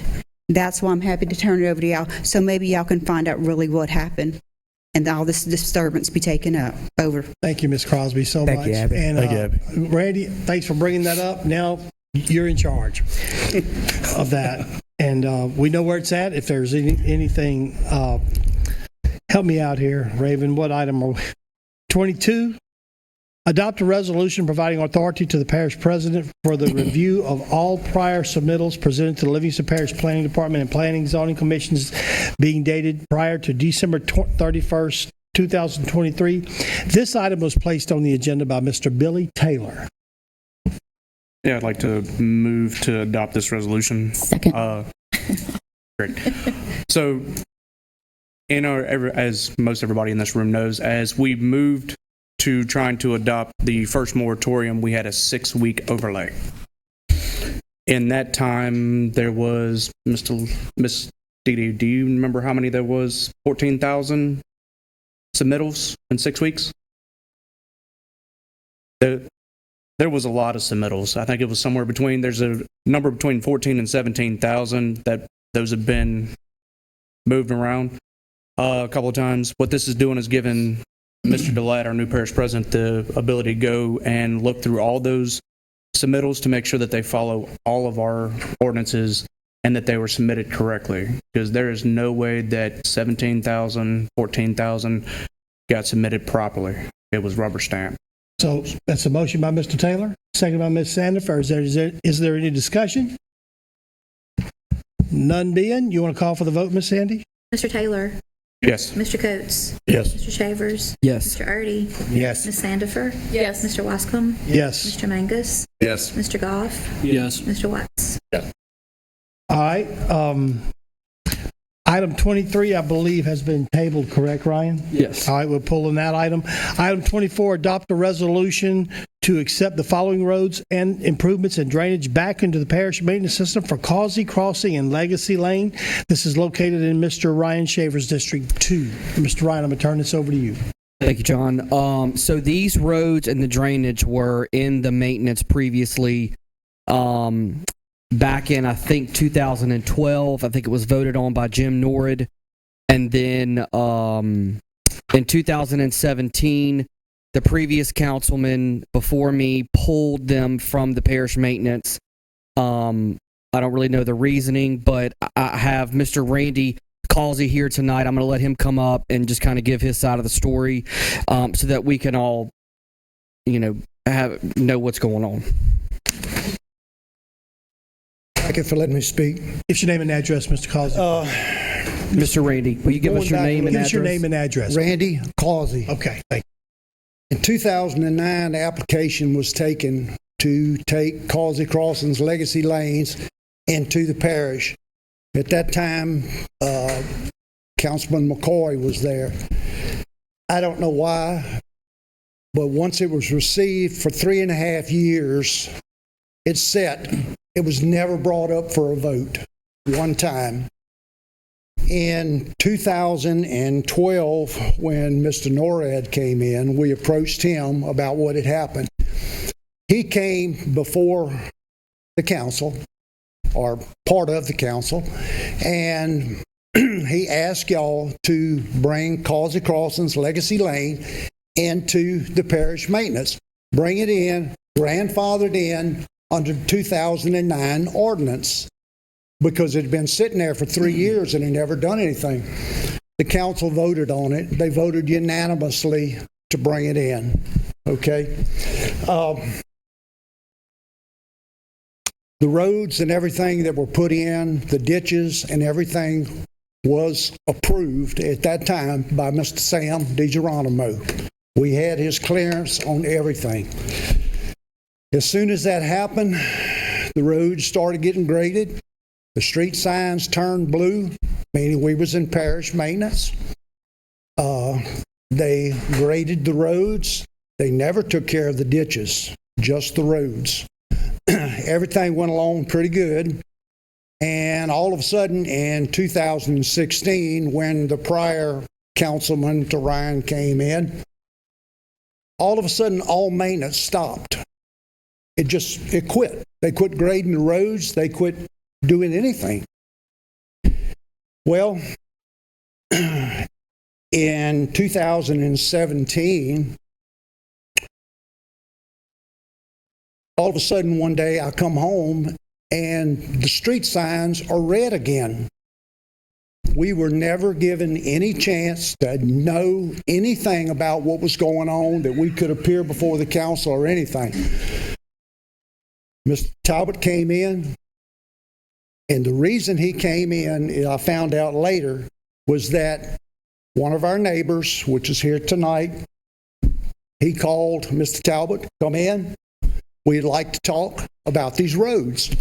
The reason being the roads were so horrible that people were going around the holes in the road and driving through Jeremy's yard because the roads were so bad.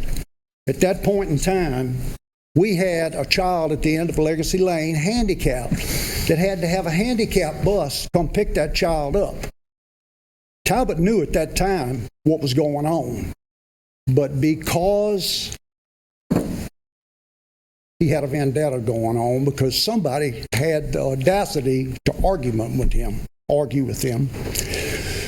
So anyway, after that, I called Mr. Talbot. I practically begged that man not to do that because we had no way of taking care of ourselves. We couldn't take care of our roads. We couldn't take care of our drainage. We couldn't take care of anything. He told me, he said, those roads were only graded because that was a courtesy given to you, and you will no longer get that courtesy. So, for the last 7 years, we have paid for our own road materials. We have graded our own roads. For 7 years, we have taken care of our own self. For something that never should have been happened. It never should have been taken out in the first place, only because he had something against one of our neighbors. To this day, we still have a handicapped child at the end of that road. We have elderly people that cannot pay to have road maintenance done anymore. 7 years, we've paid taxes. We've got nothing for our taxes, absolutely nothing.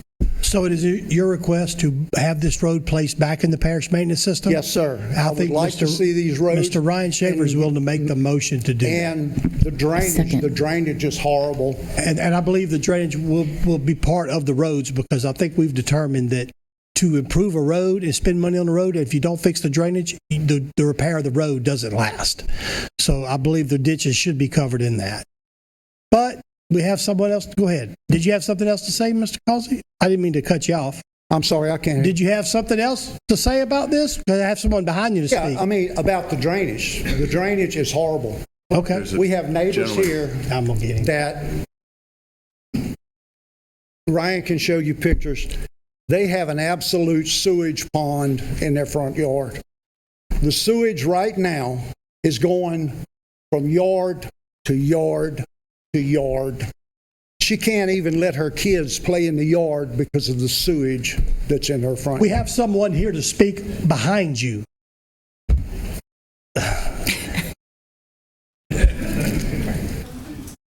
I'm 100% if him and the rest of the residents down there want the road taken back into the parish. But be warned, Mr. Talbert has done to Holden's the same exact thing, but our road wasn't part of the parish. It was private. In y'all's ordinance, each person, each landowner that adjacents these right-of-ways must 100% agree for the parish to take this road back in. If you have one resident that does not want to give the right-of-way to the parish, you cannot take it back. But I'm 100%, if they all want their road taken back in, I'm good with them. Thank y'all. All right. I want to say to Mr. Randy, thank you for coming tonight, and I want to thank all of the people that live on that road for coming tonight. You showing up to this meeting shows that you care about where your taxpayer money is going, and I respect every one of y'all on that road, and I will make sure that it happens, and I'll follow through with it. All right, so we have a motion by Mr. Ryan Shaver. Is there a second? Second by Ms. Erin Sandifer. All in favor say yes? Yes. Yes. Is there any opposed? That motion carries.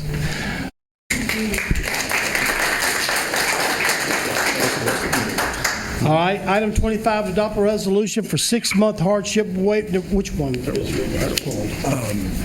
skipper was pulled. Okay. The May is, Paul May is good. Okay, item 25, adopt a resolution for 6-month hardship waiver for Paul May for an RV to be placed on his property with electrical services located at 14262 Clay May Lane, Denham Springs, Louisiana. Mr. Mr. John Mangus put this. Thank you. Just a point of clarification for everyone in the audience, waivers has been a bone of contention for a while on the council. So I wanted to, since the people put us in office, I wanted that to not be a favor, as Erin Sandifer says, that waivers should not be favors. I didn't want it to be a favor. So when I was notified by Miss Raven, Miss Teal about Mr. May, I called him, and I said, I need to come and see your property. I need to see what you're asking and why. So I went out and I spent about 2 hours with him, and he explained it. But I don't think it's good enough. One of my campaign promises, and I made very, very few, was that if there was a waiver to be asked of me, I need to see it, and then you will have to come in front of the council, and you will have to pitch, because I'm only one vote. So Mr. May agreed to all those terms, and he's going to explain what he's asking and why. So I'll turn it over to you, Give your Mr. name May. and address, please. My name is Paul May at 14262 Clee Lane, Dedham Springs, Louisiana. I'm, as stated, I'm here to get electricity to my power pole on the property. This is old family land. Clee May is named after my great-grandfather. My grandfather Carl Cotton Patch May, lived in the yellow house up front. My father raised me in the back. This land's been in a name for probably 80 years now. During Hurricane Ida, the trailer that I was living in on a section that will be an active donation given to me, during Hurricane Ida, the trailer was damaged, and it is unlivable but fixable. So I've been living next door in the rent house, which has now been sold to FEMA for reforestation. Now that leaves me living in a camper running under a generator until such a time as I can fix my trailer up to HUD code. So I'm asking for that electricity so that me and my son can live more comfortably, and I have the electricity I need to make the repairs to my trailer. Is that a motion by Mr. Mangus? Yes. Is there a second by the count? Anyone else? Yes. Let's get a second before we go with a question. I'll second it. All right, thank you, Mr. Shavers. Second by Ms. Shavers. Okay, question, Mr. Coates. Mr. May, do you have sewer connections or any kind of sewer system on your property? Yes, sir, I do. It has recently been updated. I have the receipt right here. Would y'all been bring it forward? Yes, please. I also have some photographs.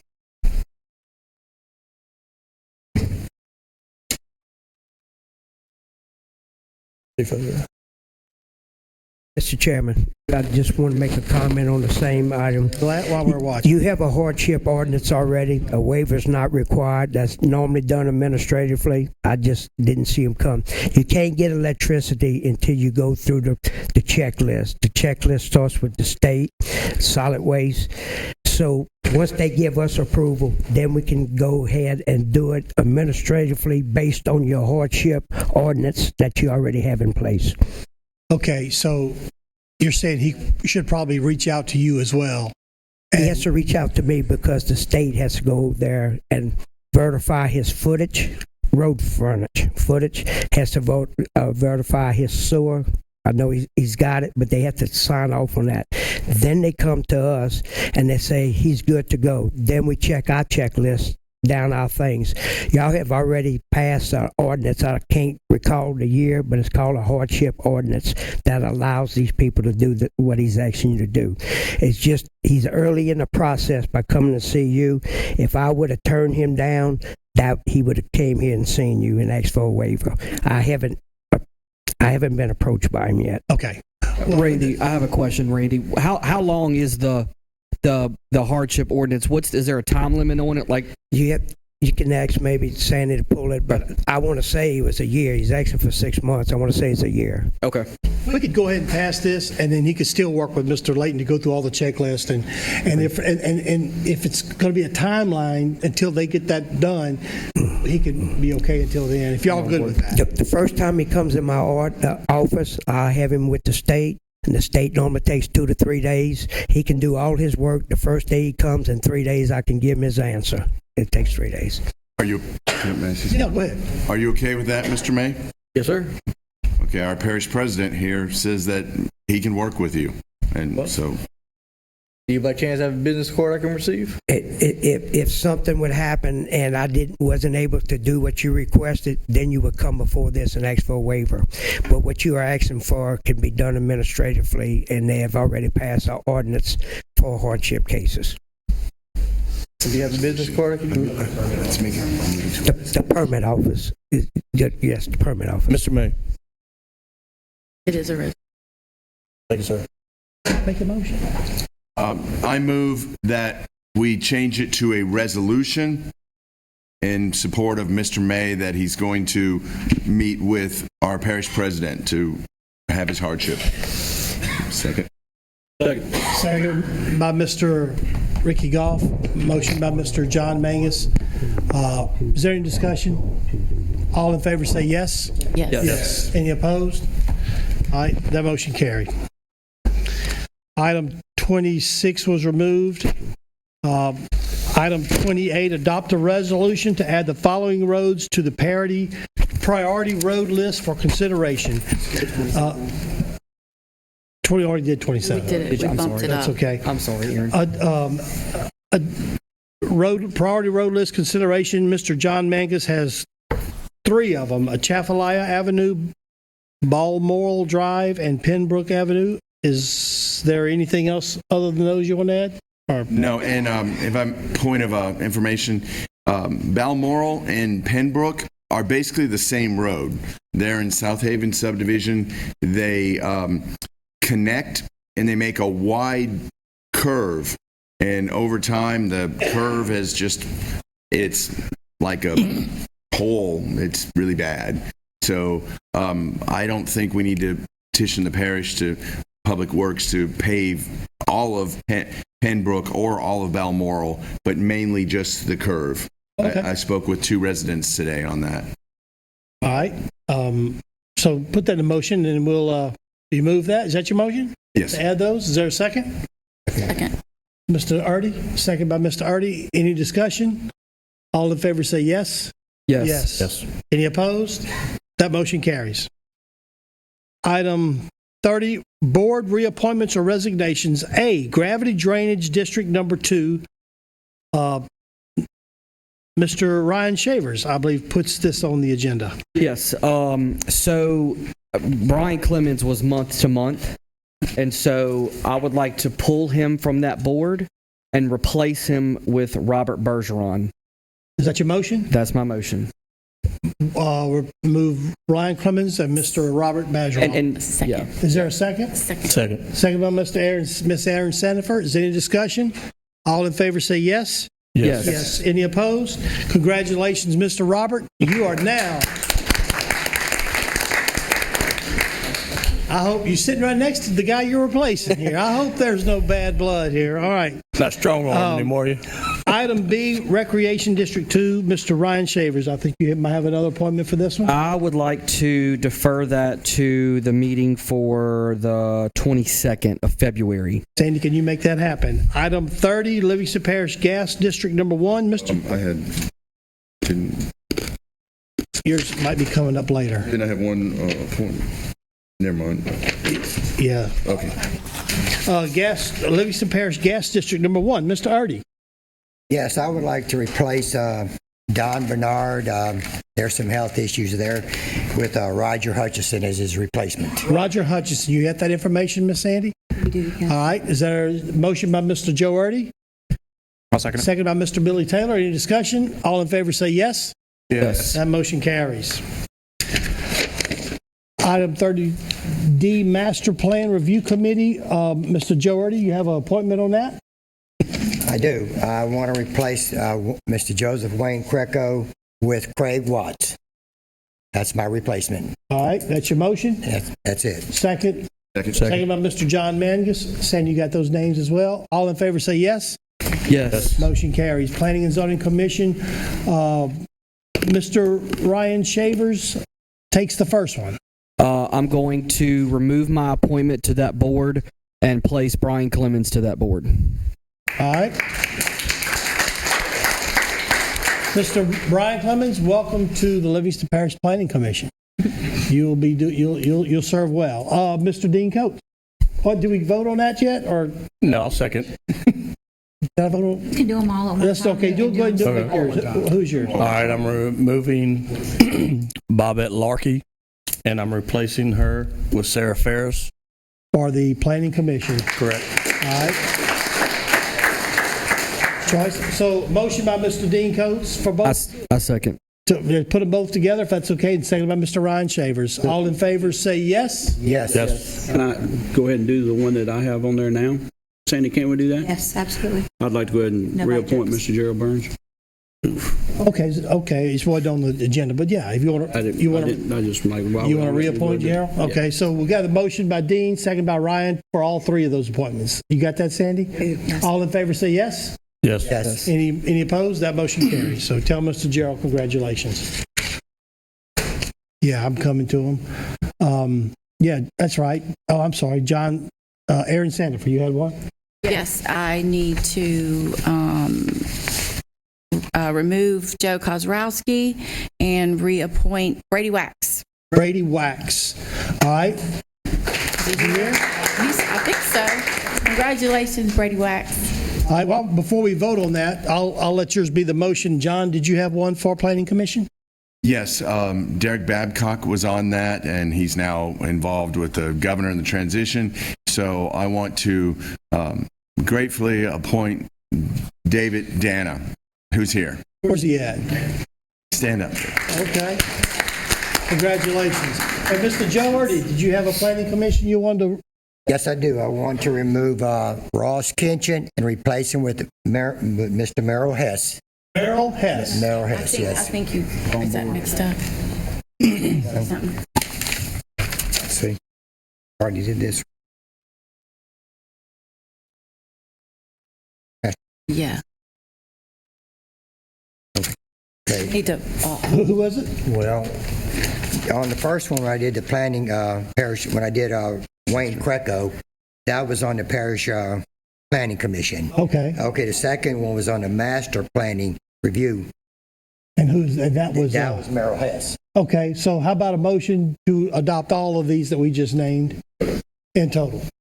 but we have to fix the master plan. I think I gave it to you, didn't I?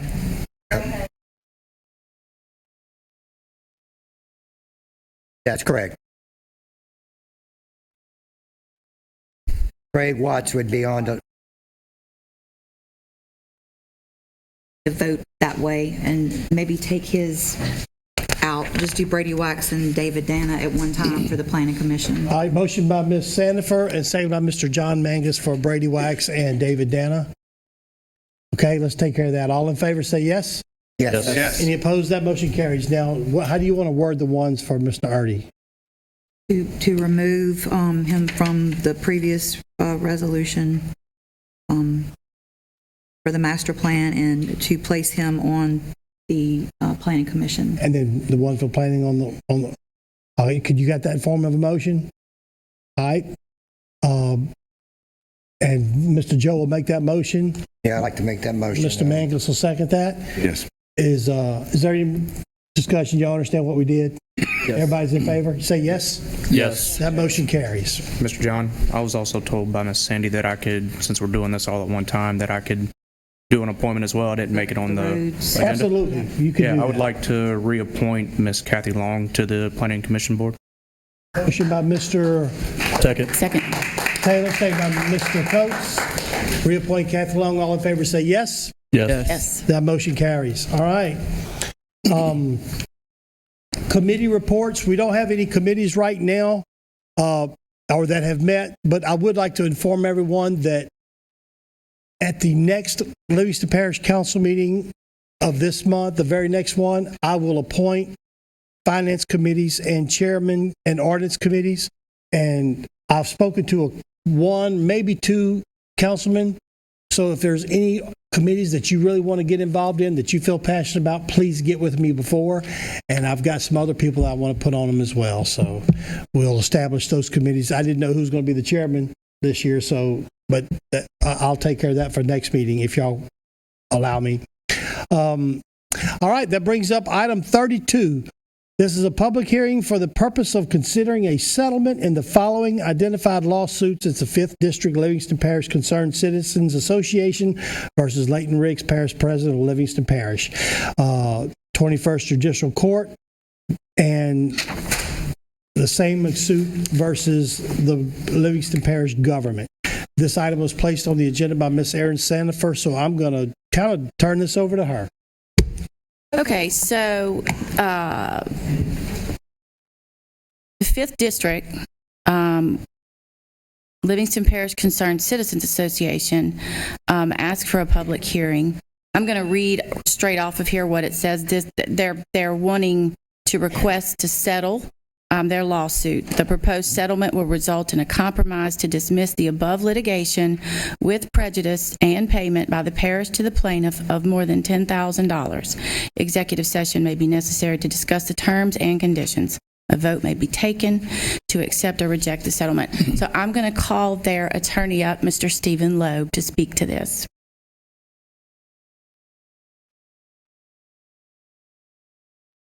Good evening, Stephen Loeb, 1352 Oakley Drive, Baton Rouge, Louisiana. I'm an attorney with the law firm of Brazil, Saxe Wilson. I was very honored, actually, to represent citizens of the 5th District in their effort, which we've been ongoing now for probably 2 years, litigation on and off, fighting a particular subdivision that I'm sure you all are familiar with. That subdivision's name is Deer Run.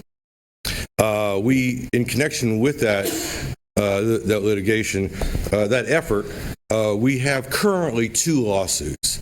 I just want to let you guys know, when I first was asked to get involved in this, I didn't know anything about the people down here, and I came to a couple of meetings at people's homes, and they were saying, we need help.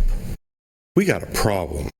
We got runaway development in this parish, and we have a problem, and we need to bring in some help, and we need to fight this.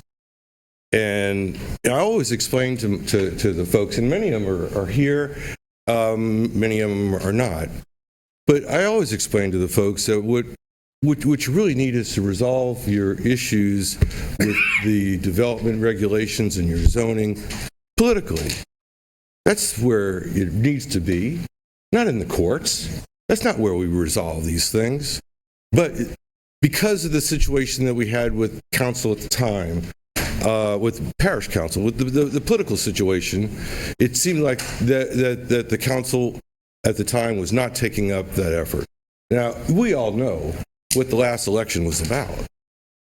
And it was a lot about this issue. And what we want to do is clean the slate.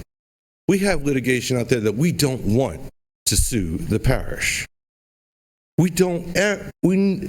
All we ever wanted was the parish to comply and developers to comply with the law. That's all we ever asked anytime we went into court. But now, because of the recent election, we don't feel it's necessary that the resolution of your zoning and your land use regulations, it belongs here. It belongs with the people, not with some judge deciding what should be done in your parish. So we want to clean the slate. But the reason I'm here tonight specifically on this is because the people of the 5th District spent a lot of money. They spent a lot of money in this effort because the parish would not take up the issue, the very issue that got many of you elected. And so what we're asking for is we want to settle this lawsuit, and we would like some a reimbursement to the fees. Now, I'm not. I asked Ms. Sandifer if she could put in this into the on the agenda tonight, so that if you all decide you want to discuss or negotiate numbers, and I have backup information with me tonight, be more than happy to do that. I'll do it in the public setting. It's completely up to you. I'm not used to negotiating numbers in public, but I will if you so choose to do that. But I think that would probably be the thing to do. Is to have the executive session. If this council would like, what we can do is take a moment, go into executive session and listen to what they have to say. We can take no action according to the law. We cannot take action. We can come back out, and from that point, publicly in front of everyone, we can take no action then. If we think there's something we need to do, move forward, we can. And I also want the public to know, too, that there are certain steps that are required under state law in order to do a settlement like this. If the council were to approve it tonight, it would not be effective until the 14th. So for another 4 days, 3 or 4 days, something like that. And that would give an opportunity if anybody has a real problem or some interested party. So that's already built into the documentation, which I have here with me, and I'll be happy to share with you or with the public. Okay, and also to go into executive session, we would have to have a motion from the council and win a second and call for the vote to see if we want to go into executive session and hear what attorneys have to say. So, Who will go into executive session? Council, and I'm assuming Mr. Loeb and... I'm invited to come. Pardon? Yes, we need you to explain it to us. Well, and then we have, I guess, Brad, who is currently... I would like for Randy DeLatte to be in there with us as well, if that's okay with Randy. I'm okay, but whoever goes has to be listed in the motion. Okay, I make a motion for the parish council, Attorney Stephen Loeb, parish president Randy DeLatte to move into executive... Brad Cascio. And Brad Cascio to move into executive session. Is there a second? Second by Mr. Ricky Goff. Any discussion? All in favor say yes? Yes. Yes. Is there any opposed? All right, we're going to take a little while and go to the executive session. Channel 17, proudly serving the Florida parishes. All right. I want to pick up the meeting where we left off and to let everyone know that we went into an executive session. You need to make a motion to come out of executive session. I move that we come out of executive session. Second motion by Mr. Mangus, seconded by Mr. Goff to come out of executive session back into regular session. And I'd like to let everyone know that we heard some things and that no action was taken under litigation or any type of council action was taken. We heard facts from attorneys that have lawsuits against the parish. We've had Mr. Cascio representing the parish. So we talked among ourselves about some things. So I'm just going to kind of turn it over to the council and see if anyone has... Oh, let's... Is there... We had a motion and a second. All in favor, we're back in session?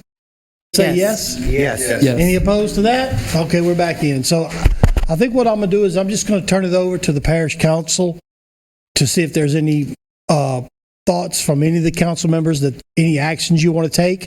If not, we'll adjourn the meeting.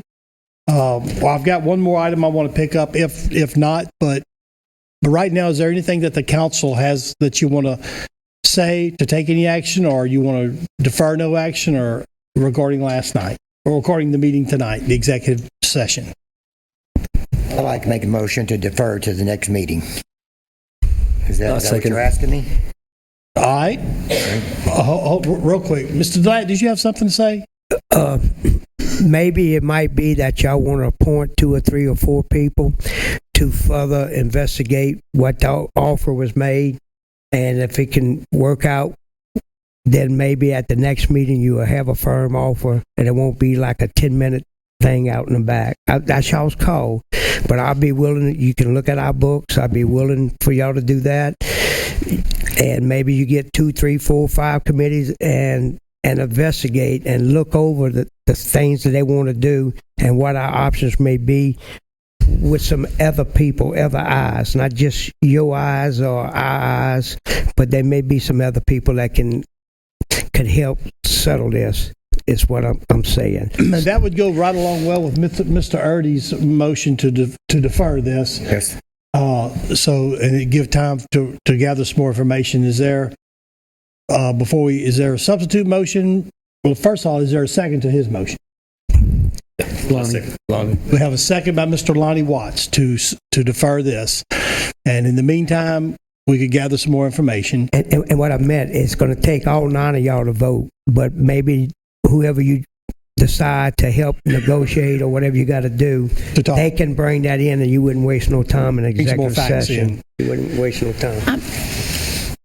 Do we need, I don't know how this works. Do we need to hear from the public?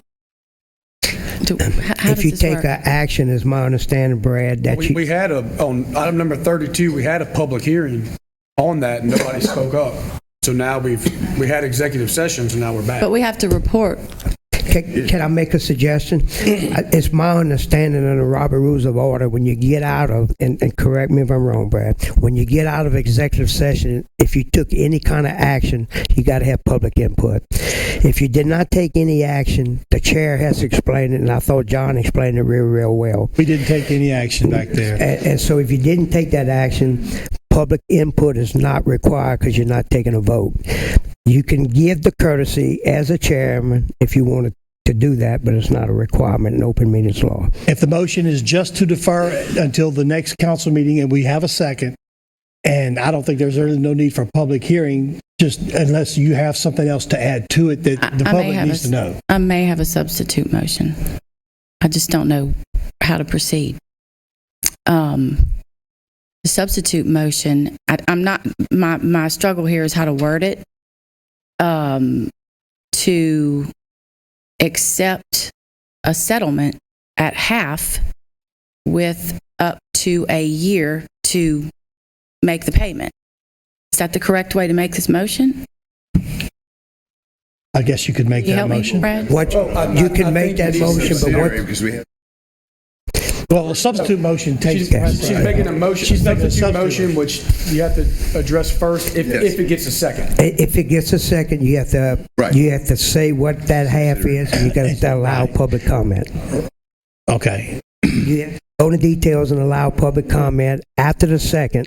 With what she said in the substitute motion, Mr. Brad can clarify that, but I think everybody else understands what your substitute motion is first, and then we can decide whether he needs clarification. If you don't get a second, we need sense of clarifying it. Obviously, the substitute motion is to enter into a settlement on this matter for an amount. Now, you're saying half. Half of what they asked. What they asked, the number that was discussed wasn't exactly half, so it was actually a little less than half. So you may need to say what the number is. It was. If you want to make that motion. It's my understanding the number. Just say the number. Doesn't matter. It's be 110,000 was the number that I understood. I thought it was 100. At the last minute, okay. Mr. Delat. I'm sorry, go ahead. 110 is half. What is your understanding of what was this? So can you restate your substitute? I'm trying to state this motion. It's been brought to my attention there's a possibility that we should bring a third party into this. The third party being the insurance company, because he was sued as an individual, and they may pay for some of this being he was bonded. Is that Mr. Ricks? Okay, so I will withdraw my motion. Maxim Brad, that's correct. Again? Okay. It's my understanding, it's been brought to me by the staff that Mr. Ricks is bonded. And if he's bonded, that insurance company needs to be brought in. They're either going to pay or fight. Either way, we got help.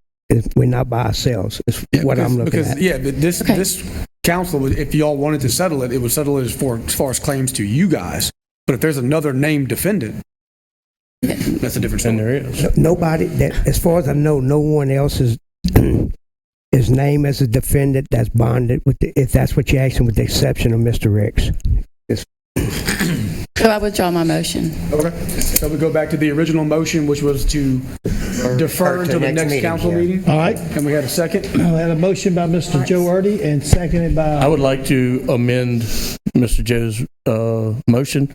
Well, you could make a substitute motion. Okay, well, we'll make a substitute motion to it, that we also formulate that group to look further into this, as Mr. Delat said. You okay with that, Joe, to add that to it? Yeah, that's fine. Okay, so his motion will stand. And who seconded his, was it? Watts. Mr. Lonnie Watts. All right, that motion has been, Mr. You had a question, discussion? Yeah, discussion. Can we decide now how we would formulate it? Because we can't have, if we're on it, we can only have 4 of us. So... The chairman would have to appoint those people, or you can vote on it. Either way you want to do it. Okay, we could defer to the chair. Well, and I'm not going to force it on anybody. Who's really wants to be there, raise your hand. Let me know. Can we vote on this motion that's on the table?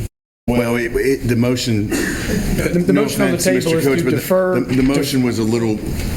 He just said to formulate a committee, and I'm trying to find out what the parameters of the committee is, because it could be a committee of the whole or something. I mean, I don't. No. My understanding is the motion is to defer the agenda item until the next meeting, and in the interim between now and the next meeting, establish a committee of 4 council members to dive deeper into this issue, and then bring that information to the remaining council members at the next council meeting, more than likely in an executive session, to discuss their take on this agenda item.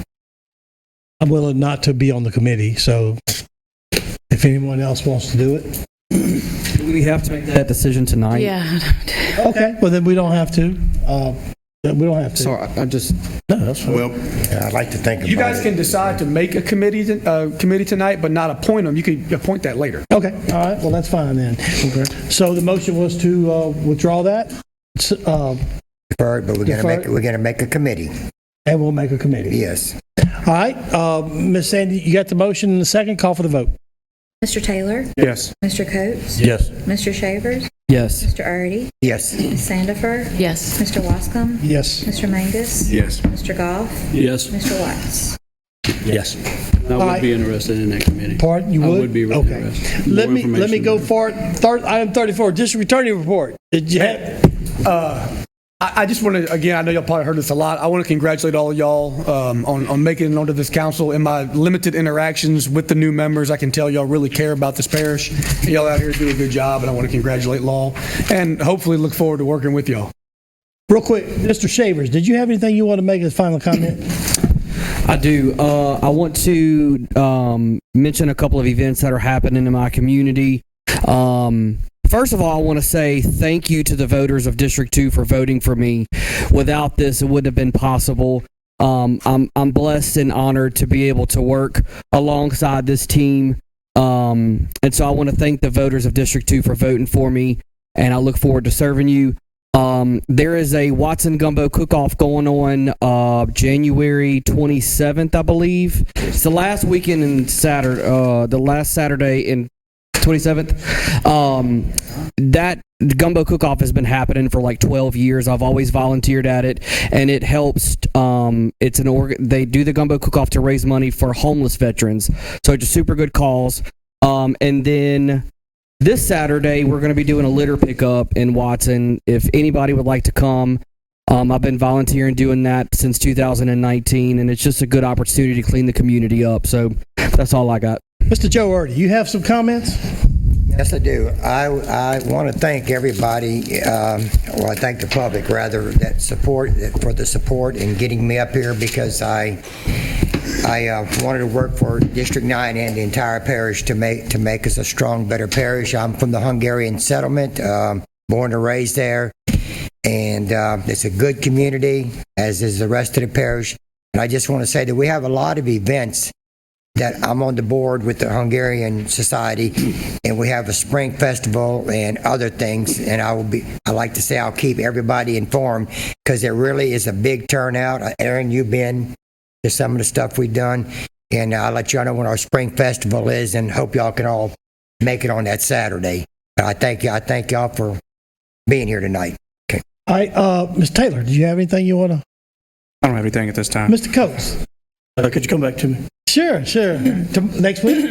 Next council meeting? Mr. Mangus? I just wanted to say thank you to the people of District 6 and the people of District 8 that used to be in 6, or the people that are in 6 that are now in 8. Thank you to all of you. It is kind of discombobulated, but I do want to say thank you very much. Also, I wanted to say that on the 23rd, the 4-H of Livingston Parish through LSU's Ag Extension is having a 4-H wild game cooking at Lewis Vincent Elementary. So I'm going to be a judge. So just come on out, and you could probably judge for yourself, which is good. So 4-H Club, Lewis Vincent, that's 6 o'clock. That's the 23rd. All right. Mr. Ricky, I know you probably have something. You always get something. Can you keep it short for us? I can. I see you laughing out there.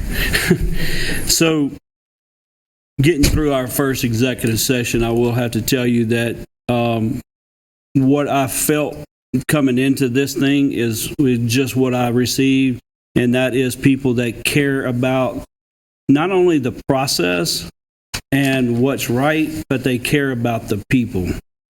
I get hung up on numbers a lot, and it's a good sounding board from my standpoint, how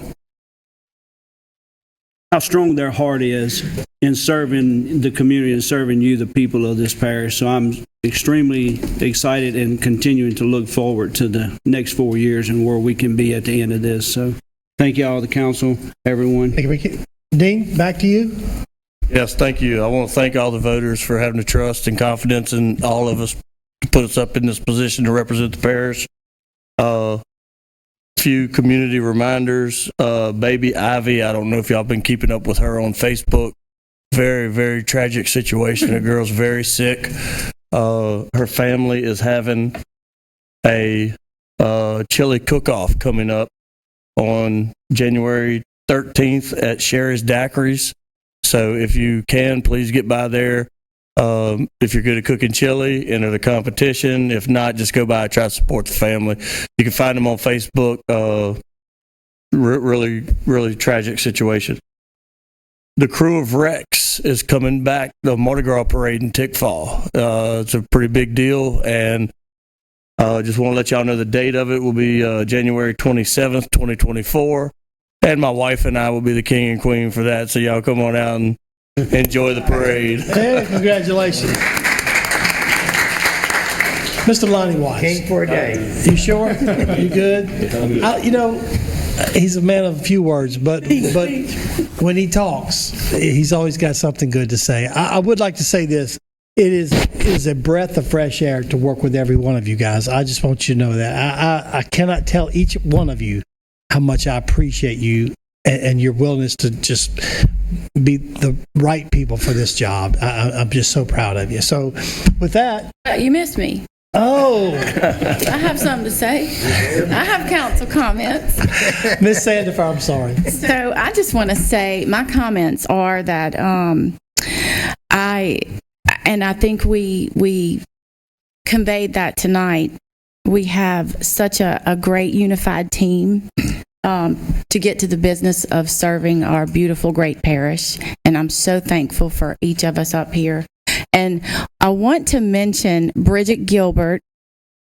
She headed up this beautiful inauguration ceremony for us, and it just knocked our socks off. And all of those that helped her, I know she was heading this thing up, and I'm never going to be able to name everybody because there were so many worker bees helping her, but I do know that a lady named T. Como helped her as well. But thank you so much. I'm so great. All of us are so grateful, and it really is heartfelt. Who would like to be the one to make the motion to adjourn this meeting? All of us. Motion by Mr. Mangus to adjourn. Is there a second? Second. Second by Mr. Billy Taylor. I hereby declare this meeting closed.